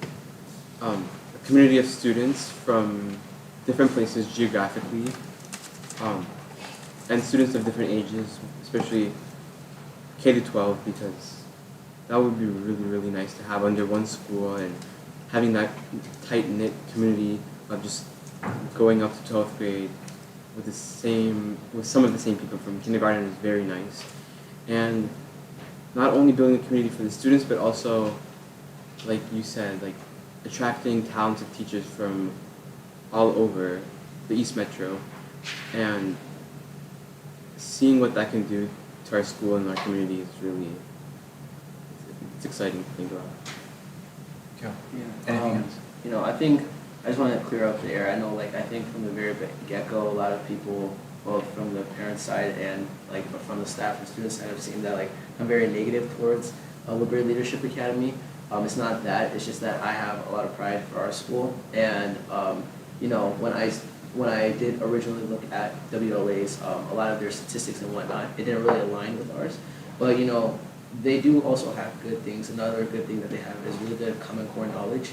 MSA, we're really good with math and science, but they do also, they have really good history and English classes provided for there. But if we do want to know whether we want to keep on continuing with the merger, I believe that is imperative, and I'm emphasize imperative, that there is a joint committee between two schools, and that the parents from both schools are able to be present, able to voice what their questions are, and that we as a joint committee could be able to answer those questions. Yeah, and I thanks for bringing that up to the last point, because I was a little bit, I just noticed that we have a different approach, if you will. Like WLA has, from what I can tell, I haven't sat in their meetings, but they have quite a few participants, actively. They're so big they've had to break their committees down into smaller committees, right, to be able to manage it. And I think we have the same, I feel we have the same passion, to use that word, on our side here, but maybe we're not tapping into that as much as we can, or maybe we can do a better job of funneling that in so that the community feels that they're being brought along, to your point, in this very important decision for our school, right? So how do we do that? I mean, we have to figure out a nice way to manage the feedback, because we have people that are willing to help, and clearly, you heard some comments earlier today, right? We want to help. How do we help? What are the meetings, right? So I think that's some feedback that we need to take internally and say, how do we engage that voice better, right? So, and I don't know what else, how can we help as a board, Randy, I guess is the question for. I'm not steering it one way or another. I think it was, thanks for all the feedback. I think it was candid feedback. But well, WLA has their board meeting, I want to say it's this Thursday. So okay. I'm curious to see what their, what comes out of their meeting as well. We do have a special board meeting with both boards together. I mean, maybe that's our next step. Would you guys be in favor of that, or is it? Should we, I don't know if I'm saying this right, but should we as a board commit to merger before we, or do we collaborate with another board first? That's a great question. At what point do we commit to going down this road? Right now, we have two options on the table. One's a merger, and one's looking at other expansion opportunities, which we know is going to be quite a challenge, right? So. I guess, are we seeing any other red flags, to use that word? Is there anything outstanding that's? I think it's just working through all the other things that we, once we get going, the culture pieces and those things that'll come along as we go too, but, having those meetings together. I know they have their subcommittees that are, are in the process of meeting, trying to get things together. We have been waiting for that before we need to, because we're there to get so I think it's a matter of moving forward. So Harold, I wasn't ignoring your question, but to answer your question, I feel like we need to be careful on when we make that decision, right? So I mean, it's not on the decision tonight, but we need to be in alignment with the other board to say even I would suggest maybe the same night, have that discussion and decision planned out. But what I'm hearing is, I'm not hearing the red flags, and I'm hearing that we should continue to continue to look at this and work with WLA and see is there something that makes sense there? And would you guys be okay with that guidance, which is we're still on track, sounds strong, but we're still exploring? Or I would like the idea that we're still exploring, that I think committing to a merger is a far different subject. I don't think we should right now necessarily commit to the merger. I think we should just get the questions out there and make sure that everybody is informed about the proper information. Yeah. And that the parents are informed of the proper information. I don't think committing to it right now is the best idea, but listening in on their, and having a community to just talk about things. So when you have the discussion with their administration, it'd be nice to provide the feedback, which I'm hearing is there's a lot of opportunities for us together, right, for a merger. So let's continue to look at that, and we as MSA need to figure out how to get our community more plugged in, I think, into that process. And we as a board are open to maybe coming together with some sort of plan on how we want to have a discussion. Maybe the only reason I throw that out there is to kind of speed this up, because otherwise we have the same discussion in January as we had in February and again in March. So how do we get to how do we drive to a decision here? For or against? Do you all Kate? remember what Mrs. Burgraff said last time? Well, maybe the teachers here know, but the concern that stuck with me, and I shouldn't say she voiced it, I could be wrong, but was that we need to start planning, or our teachers need to start planning for next year.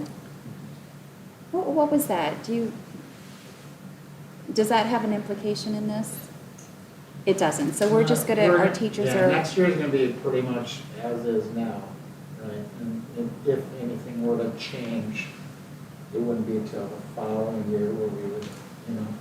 So we are, our This teachers are 23, planning. 24, we're Okay. 6, 12 year, they're K-8 over there.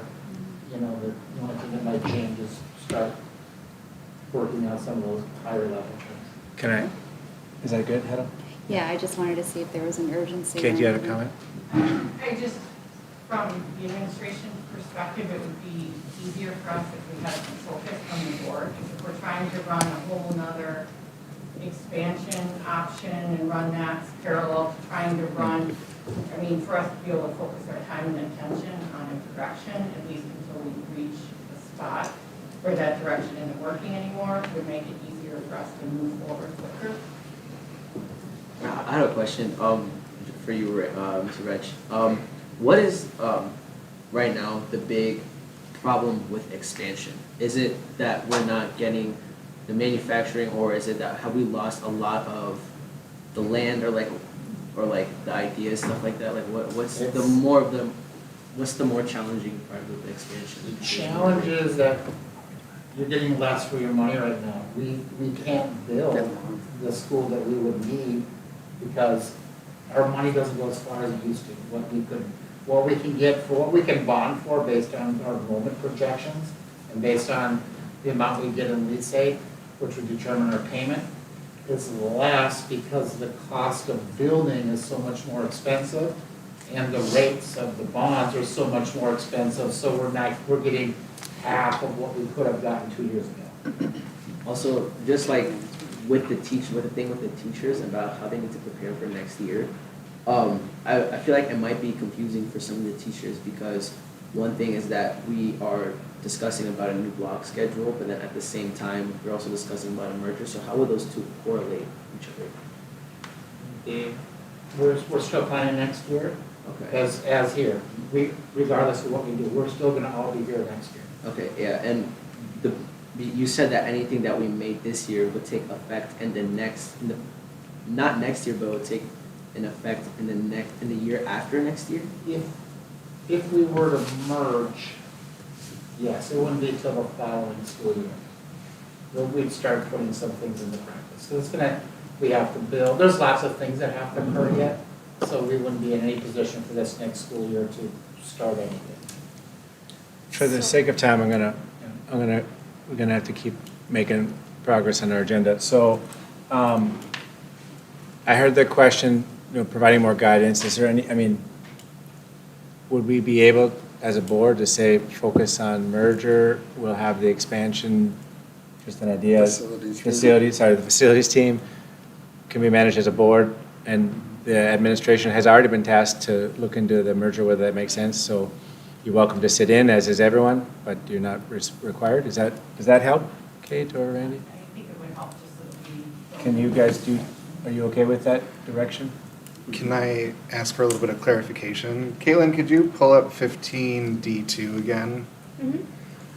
And go to page 2. So if we're looking for what direction to go in, could you, as the admin, advise us where on this list of merger process entail, where are we? Have we completed task 1? Are we on to task 2?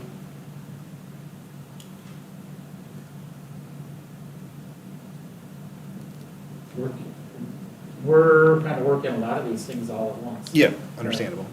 Like the due diligence is in the brief. We haven't executed the merger yet because we're not at that point yet. So we're right in 1 and 2, really kind of looking at how do our plans align? How does each school, like DJ brought up curriculum, those types of things. What are some of the assumptions? So we're really working on 1 and 2 right now, and I think bringing those boards together and maybe having them kind of speed it up, or, have those conversations now would help. To your point, if you can come back with answers to that from both schools, makes sense because of blah, blah, blah, I think then it may make sense to have our boards sit down and talk about what does that mean, right? Yeah. So at least 1 and 2 could be Yeah. solid, so that way when we get to our next meeting, we can really talk about 3. Sure. Yeah. We can't get the 3 until, Mhm. so our boards are ready to make that decision. So that's what I would advise, is focus on solidifying items 1 and 2, because, what we heard tonight, I think there's a consensus that financially, this is one of our stronger options for expansion. I think curriculum-wise, there's still some questions out there, but we value a lot of assets that both schools are giving. And so I think if we can come back with 1 and 2 being pretty solid, then we can really evaluate where we're at with 3. Does that work for you? Are you guys okay to move on? Yeah? Okay, good discussion. Important discussion. Ms. Ward, would you be able to help us with the election one? I want to put you on the spot. Yeah, I'm sorry, I meant to catch you before. Otherwise, I can speak to it. Okay, so we met as an election committee on March 13th, last Monday. Ms. Berggraf, Mr. Ellingson, Justin Gehring, and myself. We came up with a plan for our election process. And so the nominations, our plan, the important dates in our plan are that nominations will open tomorrow. Community email will go out tomorrow with, for self-nominations for MSA board. And that's what it will say, that they're now open, and then it will run in the daily announcements. The nominations will close on Wednesday, March the 29th. And the elections committee meeting to create a ballot will happen on March 30th. And tonight our job is to approve this process, but then once the process occurred, there would have to be a special meeting if the board needed to approve the ballot, so that might happen in there. We also would send out another community email with the candidate statements posted online. The election would begin on April 3rd with electronic voting open, and Justin is taking care of all the logistics of making sure that it's confidential and all of those things. And so we have community email number 3 going out on April 4th with the MSA Board of Directors voting now open, and then community email number 4 on April 12th saying that the voting closes tomorrow. So there's lots of communication happening, and then the voting would close on Thursday, April the 13th at noon.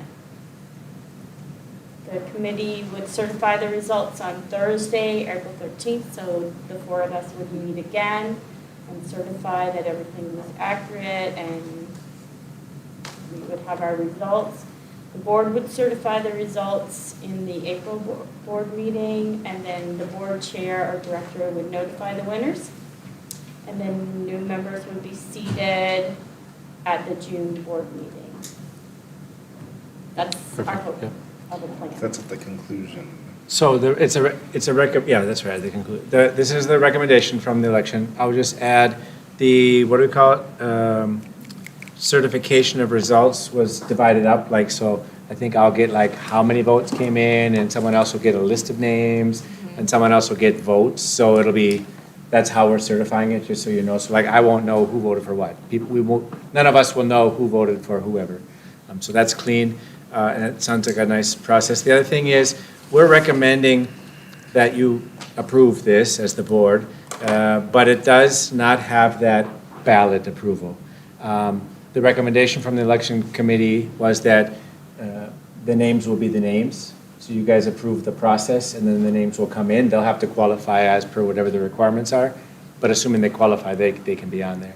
So we should have met maybe a month earlier so that we could have come to you with, here's a list of the names. That's what the policy says. So we are asking for an exception to say, approve the process, the names will come in per this schedule, and then it'll go out per this schedule, if you guys are okay with it. But it's not exactly what the policy had us say to do. So.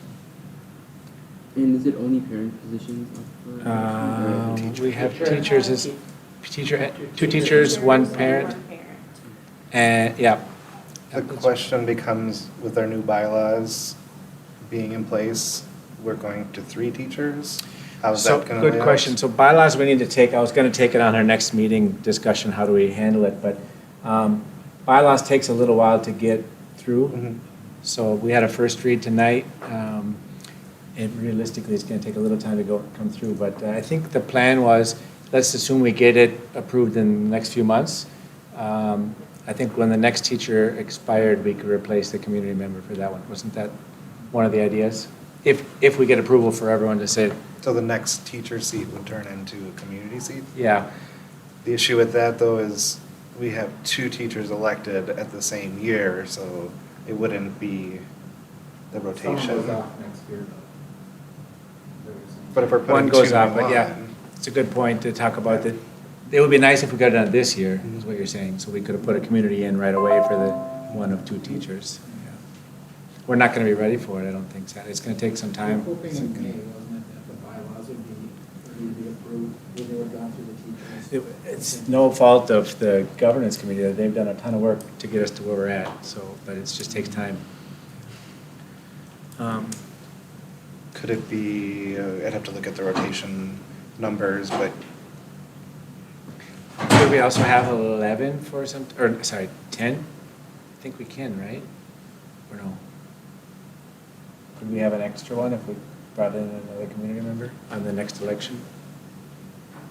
Or is community I'm just worried about the appointed? 2. Community's appointed, isn't it? So would we just run with the 4 teacher members until the next rotation, and then at that point we just do one? I mean, it combats what we were trying to do with the bylaws. Well, the hard part would be that if we go to 333, we wouldn't have an election for a community member because we have 2 appointments that we need to do, correct? So we wouldn't have a third, because that third position for the community member would not be in this election. Yeah, because it's not approved yet. It's not Right, approved yet, because it yeah. wouldn't be approved until after the election takes place. Yeah. So then we have, Can we take that one then, Wendell, is that okay? Because like right now, we need to replace the 2 teachers and parent per the current bylaws. But then, once those bylaws get changed, I think that's a good question. We should, how do we want to time it? Can we do anything there? Yeah. Okay. Other questions? Does it make sense, the proposal? The timing gives almost 2 weeks for voting, and and we're pretty close to back on track again. Then I'll make a motion to approve the recommendation from the committee as attached. I think so, you were on there, yeah. Second. Second. Further discussion? Okay, all those in favor, say aye. Aye. Opposed, abstain, so that one passes, so we'll just let Justin know we're good to go. Okay. We have discussed policy 102.3, disability rights, inclusion, and access. I had a note in here to have open forum, as I mentioned before, I don't think we had any on this one tonight, so just anything in general you want to share? It was such a short month.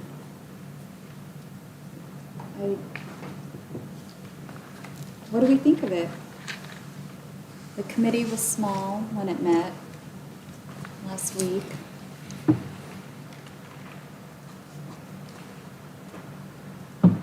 I was not part of the committee. I like the way it's worded. From a standpoint of that department, certainly support that.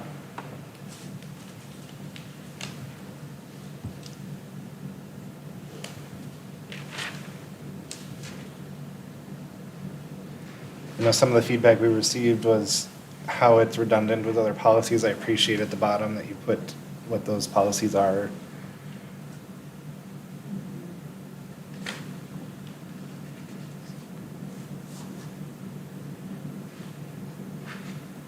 TJ, how do you feel it aligns with, if you don't mind me asking? No, how go do you- ahead. How do you feel it aligns with the current SPED process for this year? In terms of identifying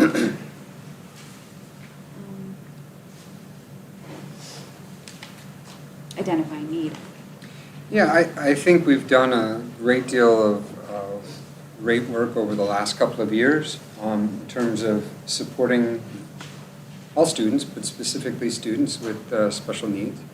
And students with an IEP or 504. I think we've made great strides in how we have been executing support in the classroom, as well as creating a sustainable program to support those students that are on an individual education plan.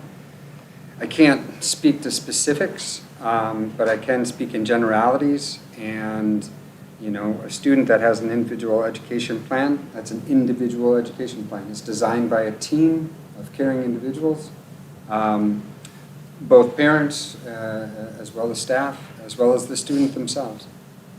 And those plans are designed to best support the needs that are presented. And the way this is worded, and I think the direction that the department has been moving in the last couple of years, feels very strong in terms of being able to support those students within the community. So I would just offer that as my observation from reading through how the governance committee has written it up.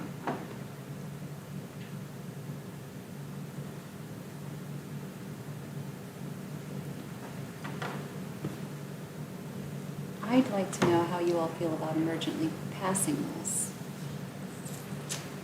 based on the 201 compliant, 208 compliance statement.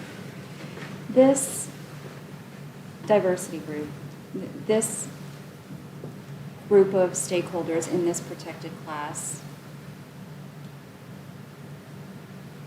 were included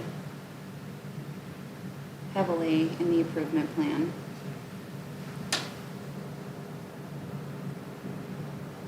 So my leaning, these students are entitled to equitable instruction in their least restrictive environments. I love that statement. We are further committed to educational evaluations and services that are not predicted by a student's race.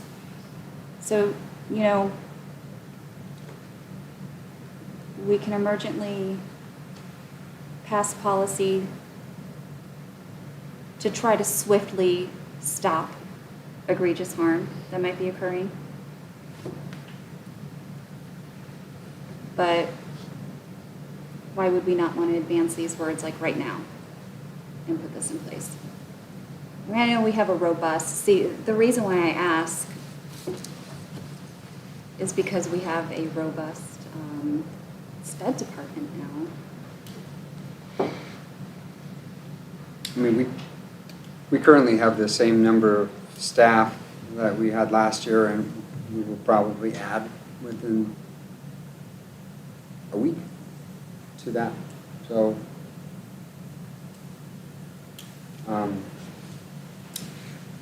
if I may,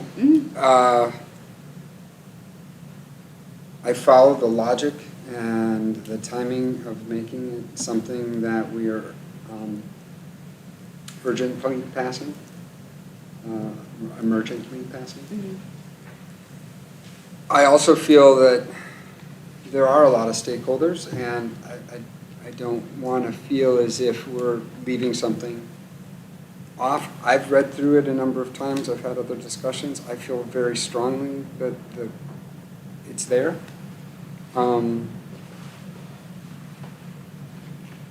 but I also listened to some of the community members' concerns and student concerns of, should we let it play its due course? So I wrestle with that. I feel comfortable with it, but I want to make sure that everybody else feels comfortable with it too. Thanks. One question that might help me is, where are we at in our kind of process, right? I mean, each like .1, .2, .3 is addressing kind of different areas, if you will, different groups. Where are we at in that? Like, once we're done with .3, is that, do we feel like we've covered most of the folks that we feel we need to, or do we still have? Coming out of 2019 and the improvement plan, what the board committed to, I think it does. But I look at these 3 policies as just constantly, we need to stay on top of them, right? Equity is one of those things. We just have to stay on top of it. So Mr. Sletton had a great recommendation about terminology last time. It was more inclusive to Asian, diversity groups. So we have to tuck those things away. Constantly look to MDE to see what they're advancing. Just stay on top of best practices. So as I talk myself through it, I think, okay, well, we need to implement. We should emergently pass this if it's solid. Dr. Raymond has looked at it, and keep our eyes and ears open for improvement. And to your point, Dan, we have the governance committee. If there is a community that needs addressing in a policy such as this, that's the place they could take it. I would say that I would be in favor of emergently passing this. There was an concern expressed earlier tonight that I think this could aid in that concern. The board will need to establish systems to prevent recurrence of these findings. Maybe being proactive and implementing these policies now and committing to bettering them is the right thing. So my thought is, and we've talked about it before as we've gone through .1, .2, .3, is the emergent bit I still struggle with. I like the idea of providing that board support, saying you are supported students, right? I mean, you have the support of the board, and we're gonna do everything we can to make sure that you feel safe and protect all that. But then I also struggle with, we have a way to approve these policies, right? First read, second read, public comment, all of that. And I believe that that's there so that we get all of that feedback. And I'm not saying that we didn't in these cases. I know a lot of work has been done. I've sat in a lot of the meetings for the governance. A lot of work goes in behind the scenes to get it to where we're at. So I'm kind of torn, I'll be honest. I can see the case for emergently passing. I can see the case for, that doesn't say rationally, but for following the procedures in a more methodical, I'll use the word methodical, way. So I could honestly go either way there, but I don't want that to give, that wishy-washy response to give the impression that we're not supportive of the effort from the board. It's just, how do we go about doing it is what I'm questioning. But that's, at least I'll play the advocate there, the alternative advocate. Where are we at right now? Have we made a motion or have we forwarded an idea? Discussing We're still. discussing. Yeah. Okay. Yeah, okay. But, I mean, would you like to make a motion? Yeah, any other input? Well, I sort of see what Dan's talking about, because there is a process in place, and so if we continue to emergently pass things, it sort of overlooks the process. And so I do think about that too, all of these things are urgent, and will that become the process? You know what I mean? So that's what I think about, like, is it just going to become the process that everything is urgent? So then we have to think about that, Yeah, I think about that too, actually. And I committed to getting these equity initiatives in place, like yesterday. But I Yeah. do, Yeah. I mean, we did have, you know, it addressed earlier in open forum, and I think it is urgent, you know? Okay, well, I think I'll make the motion to emergently pass it and see what you all think. I'd like to second that. Second. Further discussion? I do have a thought. I just want to clarify, we're not questioning the policy, we're questioning the procedure. Right. So that's clear. Yeah. I'll leave it at that. I'll put it to a vote then, because I think we had a little discussion beforehand. All those in favor of emergently passing? Aye. Aye. Say aye. Is that unanimous? Did I see 5? Yep. Then it passes 5-0. Good discussion.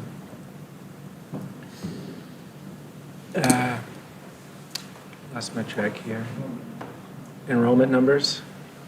Well, with the board's commitment to growth, or whatever that method be, whether it's through merger or through expansion, I would like to present these numbers that we have to increase enrollment for this upcoming 23-24 school year. So we stay in course to meet that expansion without falling behind in numbers, that we continue with that growth in that process and to continue moving towards growth. So I'd like What to did we have those approve numbers. before? Was it 600? No, it was like 550, I want to say. So that's another 100? But You even approved the though bare we're not minimum. letting anybody out, our numbers would be higher than that, we just wouldn't add if it dropped, until it dropped below that 80, those lower grades. But this is for 648, but with PSEO, it's still going to be under 600 students most likely, but we get a facility study and we can make it happen with those numbers. So it does set us up for future success with enrollment, with growth. Question. Just for clarification purposes, 6th, 7th, and 8th go to 92. They were at 80, is that correct? Right, but right now they're right at around 90 right now, so it's Okay. really not much more growth. Right, and so then the growth would be at the 9th and 10th grade? Well, 9? Or just Yeah, 9th? like 112 kids in it, I'm not sure, so it's pretty close. So it's Yeah, maybe we a have few hold out students to per wait and grade. see. Pardon? So it's maybe a few students per grade, is Right. what these numbers would do. Kate, you had a comment? Well, I was just gonna, I'm sorry, Yeah. but the 92 is still 4 sections of basically 23, which is what we currently have. And most of the growth comes from retaining the students that are here, because our number was always gonna go up, because now there's gonna be more 10th graders, because there's more 9th graders. And there's more 10th graders currently, so there'll be more 11th graders. So part of that is that attrition, it's just adding, or that, progression. What this is asking for is to keep our 9th grade number at 5 sections, which it currently is at. Gotcha. Thank So you. it's really just basically carrying on the current trend that we've got, not going beyond that. Go ahead, Out of Randy. respect with WLA, we wait till March 31st before we add in 9th graders. Okay. So, I was on the board last time when we talked through this, and I approved, if I recall, we have to check the notes, I'm pretty sure I approved, going over capacity, right, because we're planning to expand. And I saw that as, we support expansion, therefore let's support the numbers of the students. And now we're a year later and we're still having similar questions. So I'm not saying no, it's just, it's a little scary for me because the students are the ones that will be, squeezed in the time being. So are we able to accommodate? So what we're gonna have to do in order to make that happen is to try to reduce the number of people passing in the hallways. That's our big problem, is the number of people passing in the hallways. So trying to group classrooms together so that, 9th grade students aren't going to every class period, going to every building in the school, which just increases the amount of traffic. So we're gonna try and put the classrooms together so that we don't have as much in the hallway. This is really an extension of the plan that we approved last year. We Yeah. always knew it was gonna be tight, we just had retained more high school students. We have to know that we're gonna have to have a plan for next year though, because there is no more squeezing. We will be squeezed past squeezed. Further questions? Clarification? So our ADM would be 648 versus the 550? Well, ADM would be, well, less PSEO. Less PSU, okay. And I'll make a motion to approve the admin's recommendation. Second? Teresa, second. Further discussion? Not really discussion, but question. Yeah. What if we don't approve this? Like, there's no other option, right? It just allows us to implement a lot of the things we're looking at doing for next year. Including the core scheduling? So the numbers Block schedule. reflect what's Block happening schedule. with the block schedule, is my understanding. Right? Yeah. Because we didn't have that And then information some of last the meeting, was the electives, some of those other block pieces. scheduling. So the numbers are reflecting what we would need to support the block schedule, okay? Yeah. Not just that, but also. Heddle, any more questions? Mm-hmm. DJ, you good? I'm good. All right. All those in favor, say aye. Aye. Opposed, abstain? So it looks like it passes 5-0. Executive, so I had just a comment for everyone. So I had on the on our calendar to review executive director contract.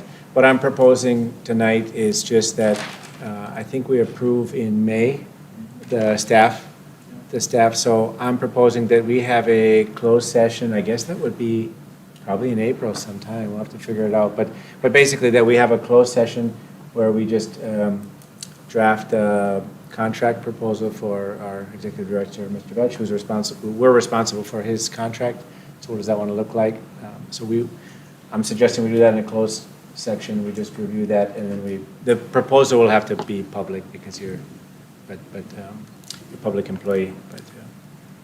So on the next agenda, then we'll have a section where we can have a discussion. In the past, when I've gone through, we just fill out a form and here's what we're offering for the following year. Please accept around that same timing of May as you would the rest of the staff.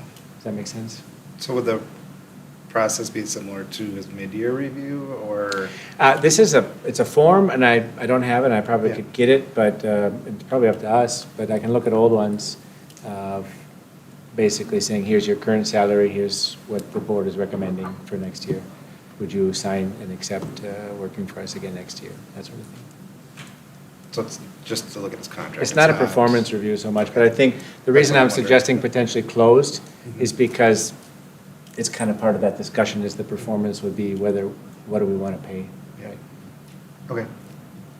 So we don't need to decide it unless you have any big issues with that, then we'll just do something next month to make sure we take that one off, so we're ready for May to be respectful to you and your time for signing on for the following school year.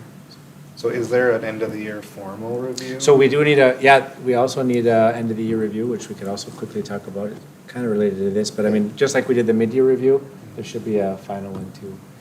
The timing would be nice if we had those results back, but. I was gonna say, it seems kind of counterintuitive to offer a contract and then do, I'm not saying anything Yeah. negative. No, I no. just, timing isn't quite lining up in my head. Yeah, correct, and they wanted us to have it already, the contract now, at least the calendar did. Okay. And I don't remember why that was, so I had a meeting with you, and we talked a little bit about would it be okay to do that in May, so. Unless I'm missing something glaring.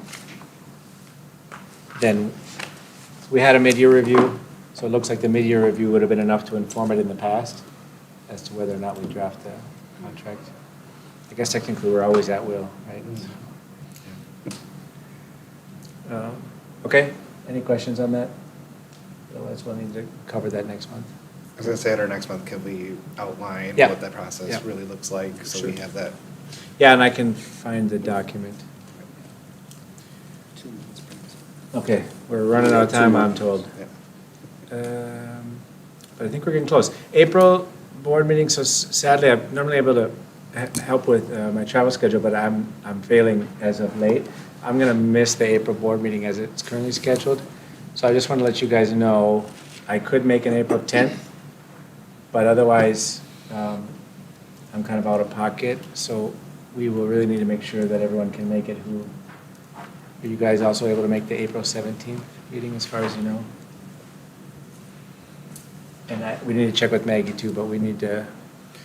Hers has the most conflicts with her student, or her kids. Okay, yeah, she's traveling also.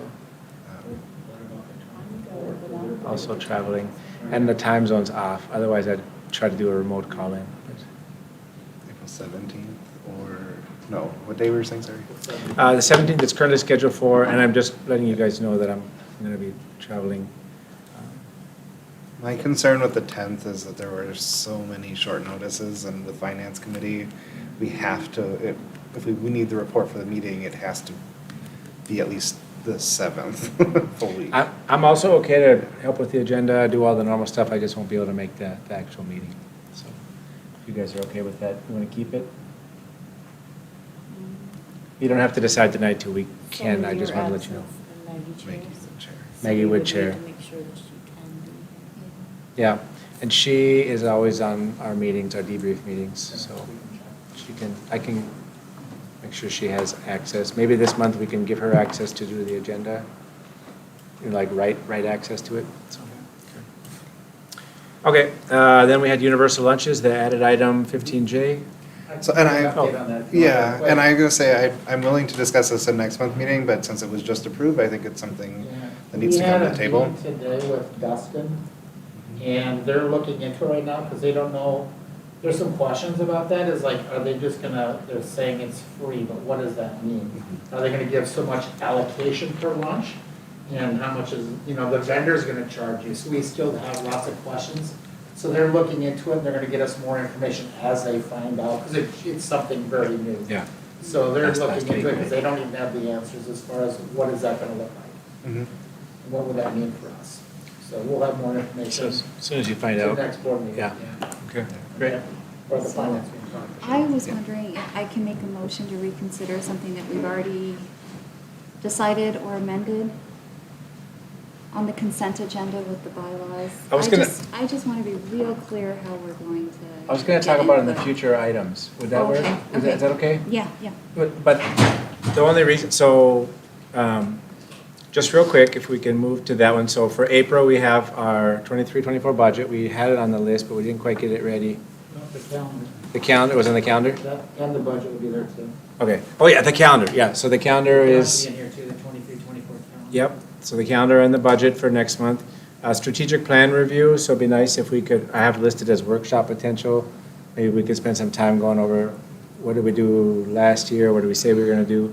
DEI training has been there for many months, hopefully, let's see. And then I had bylaws, so on the bylaws, I made the mistake, we had bylaws scheduled under workshop initially, and then we pivoted and we brought in some external training. I should have moved bylaws down to discussion. I planned on spending almost an hour discussing, but I should have added it to the discussion section, so I missed it. So now we're in this spot where we have a first read.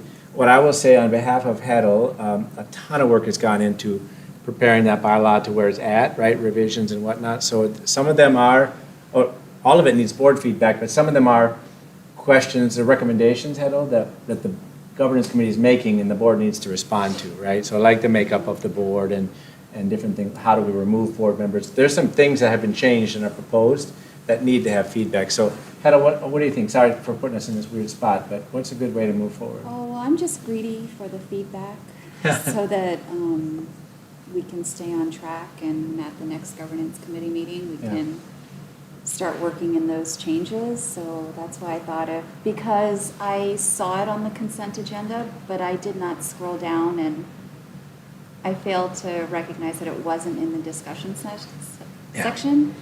So now I want feedback on it. And that's why I questioned that there was no discussion, because I had some feedback on this specific item. Okay. So what, would it be okay, I'm just throwing out ideas, we were just chit-chatting a little bit, is it okay to provide feedback to Heddle as the governance chair, individually, not copying the board, and saying, here's some questions I have? Because I think we need the open discussion, but could we do that next month?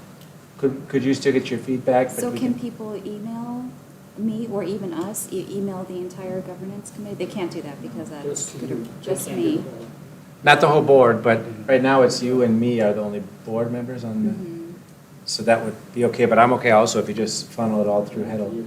Right, and then the governance committee can look at it and Yeah. start, I mean, because there might be typos people notice, just. So for the sake little of things, time, big things. feedback goes to Heddle and then we'll compile. Gaps, inconsistencies, all that sort of stuff. Same would for the public, if the public get a chance to look through the bylaws, has any questions or comments, or teachers. Because I think, if I understand, and you had the question on how do we get to that, I think we need to have a couple of reviews. The teachers need to be able to review it and approve it. It's not as easy as a policy to make changes, right? It takes months. Okay. Is that okay for you, Heddle? Yeah, that's Okay. great. Plus minuses for tonight, what worked, what didn't? I feel like there was a lot of open dialogue, especially in context of merger.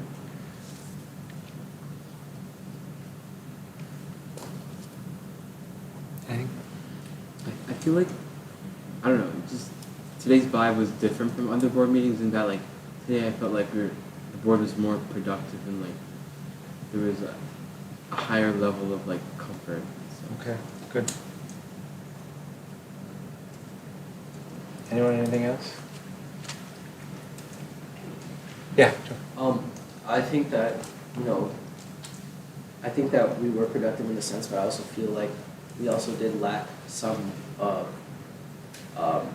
other sides and other point of views that would have probably been very beneficial for us to hear, just so that, we're not always necessarily have to be one-sided. We can also hear the thoughts of others and, I mean, normally a lot of the people on the board really agree with each other, but there are also,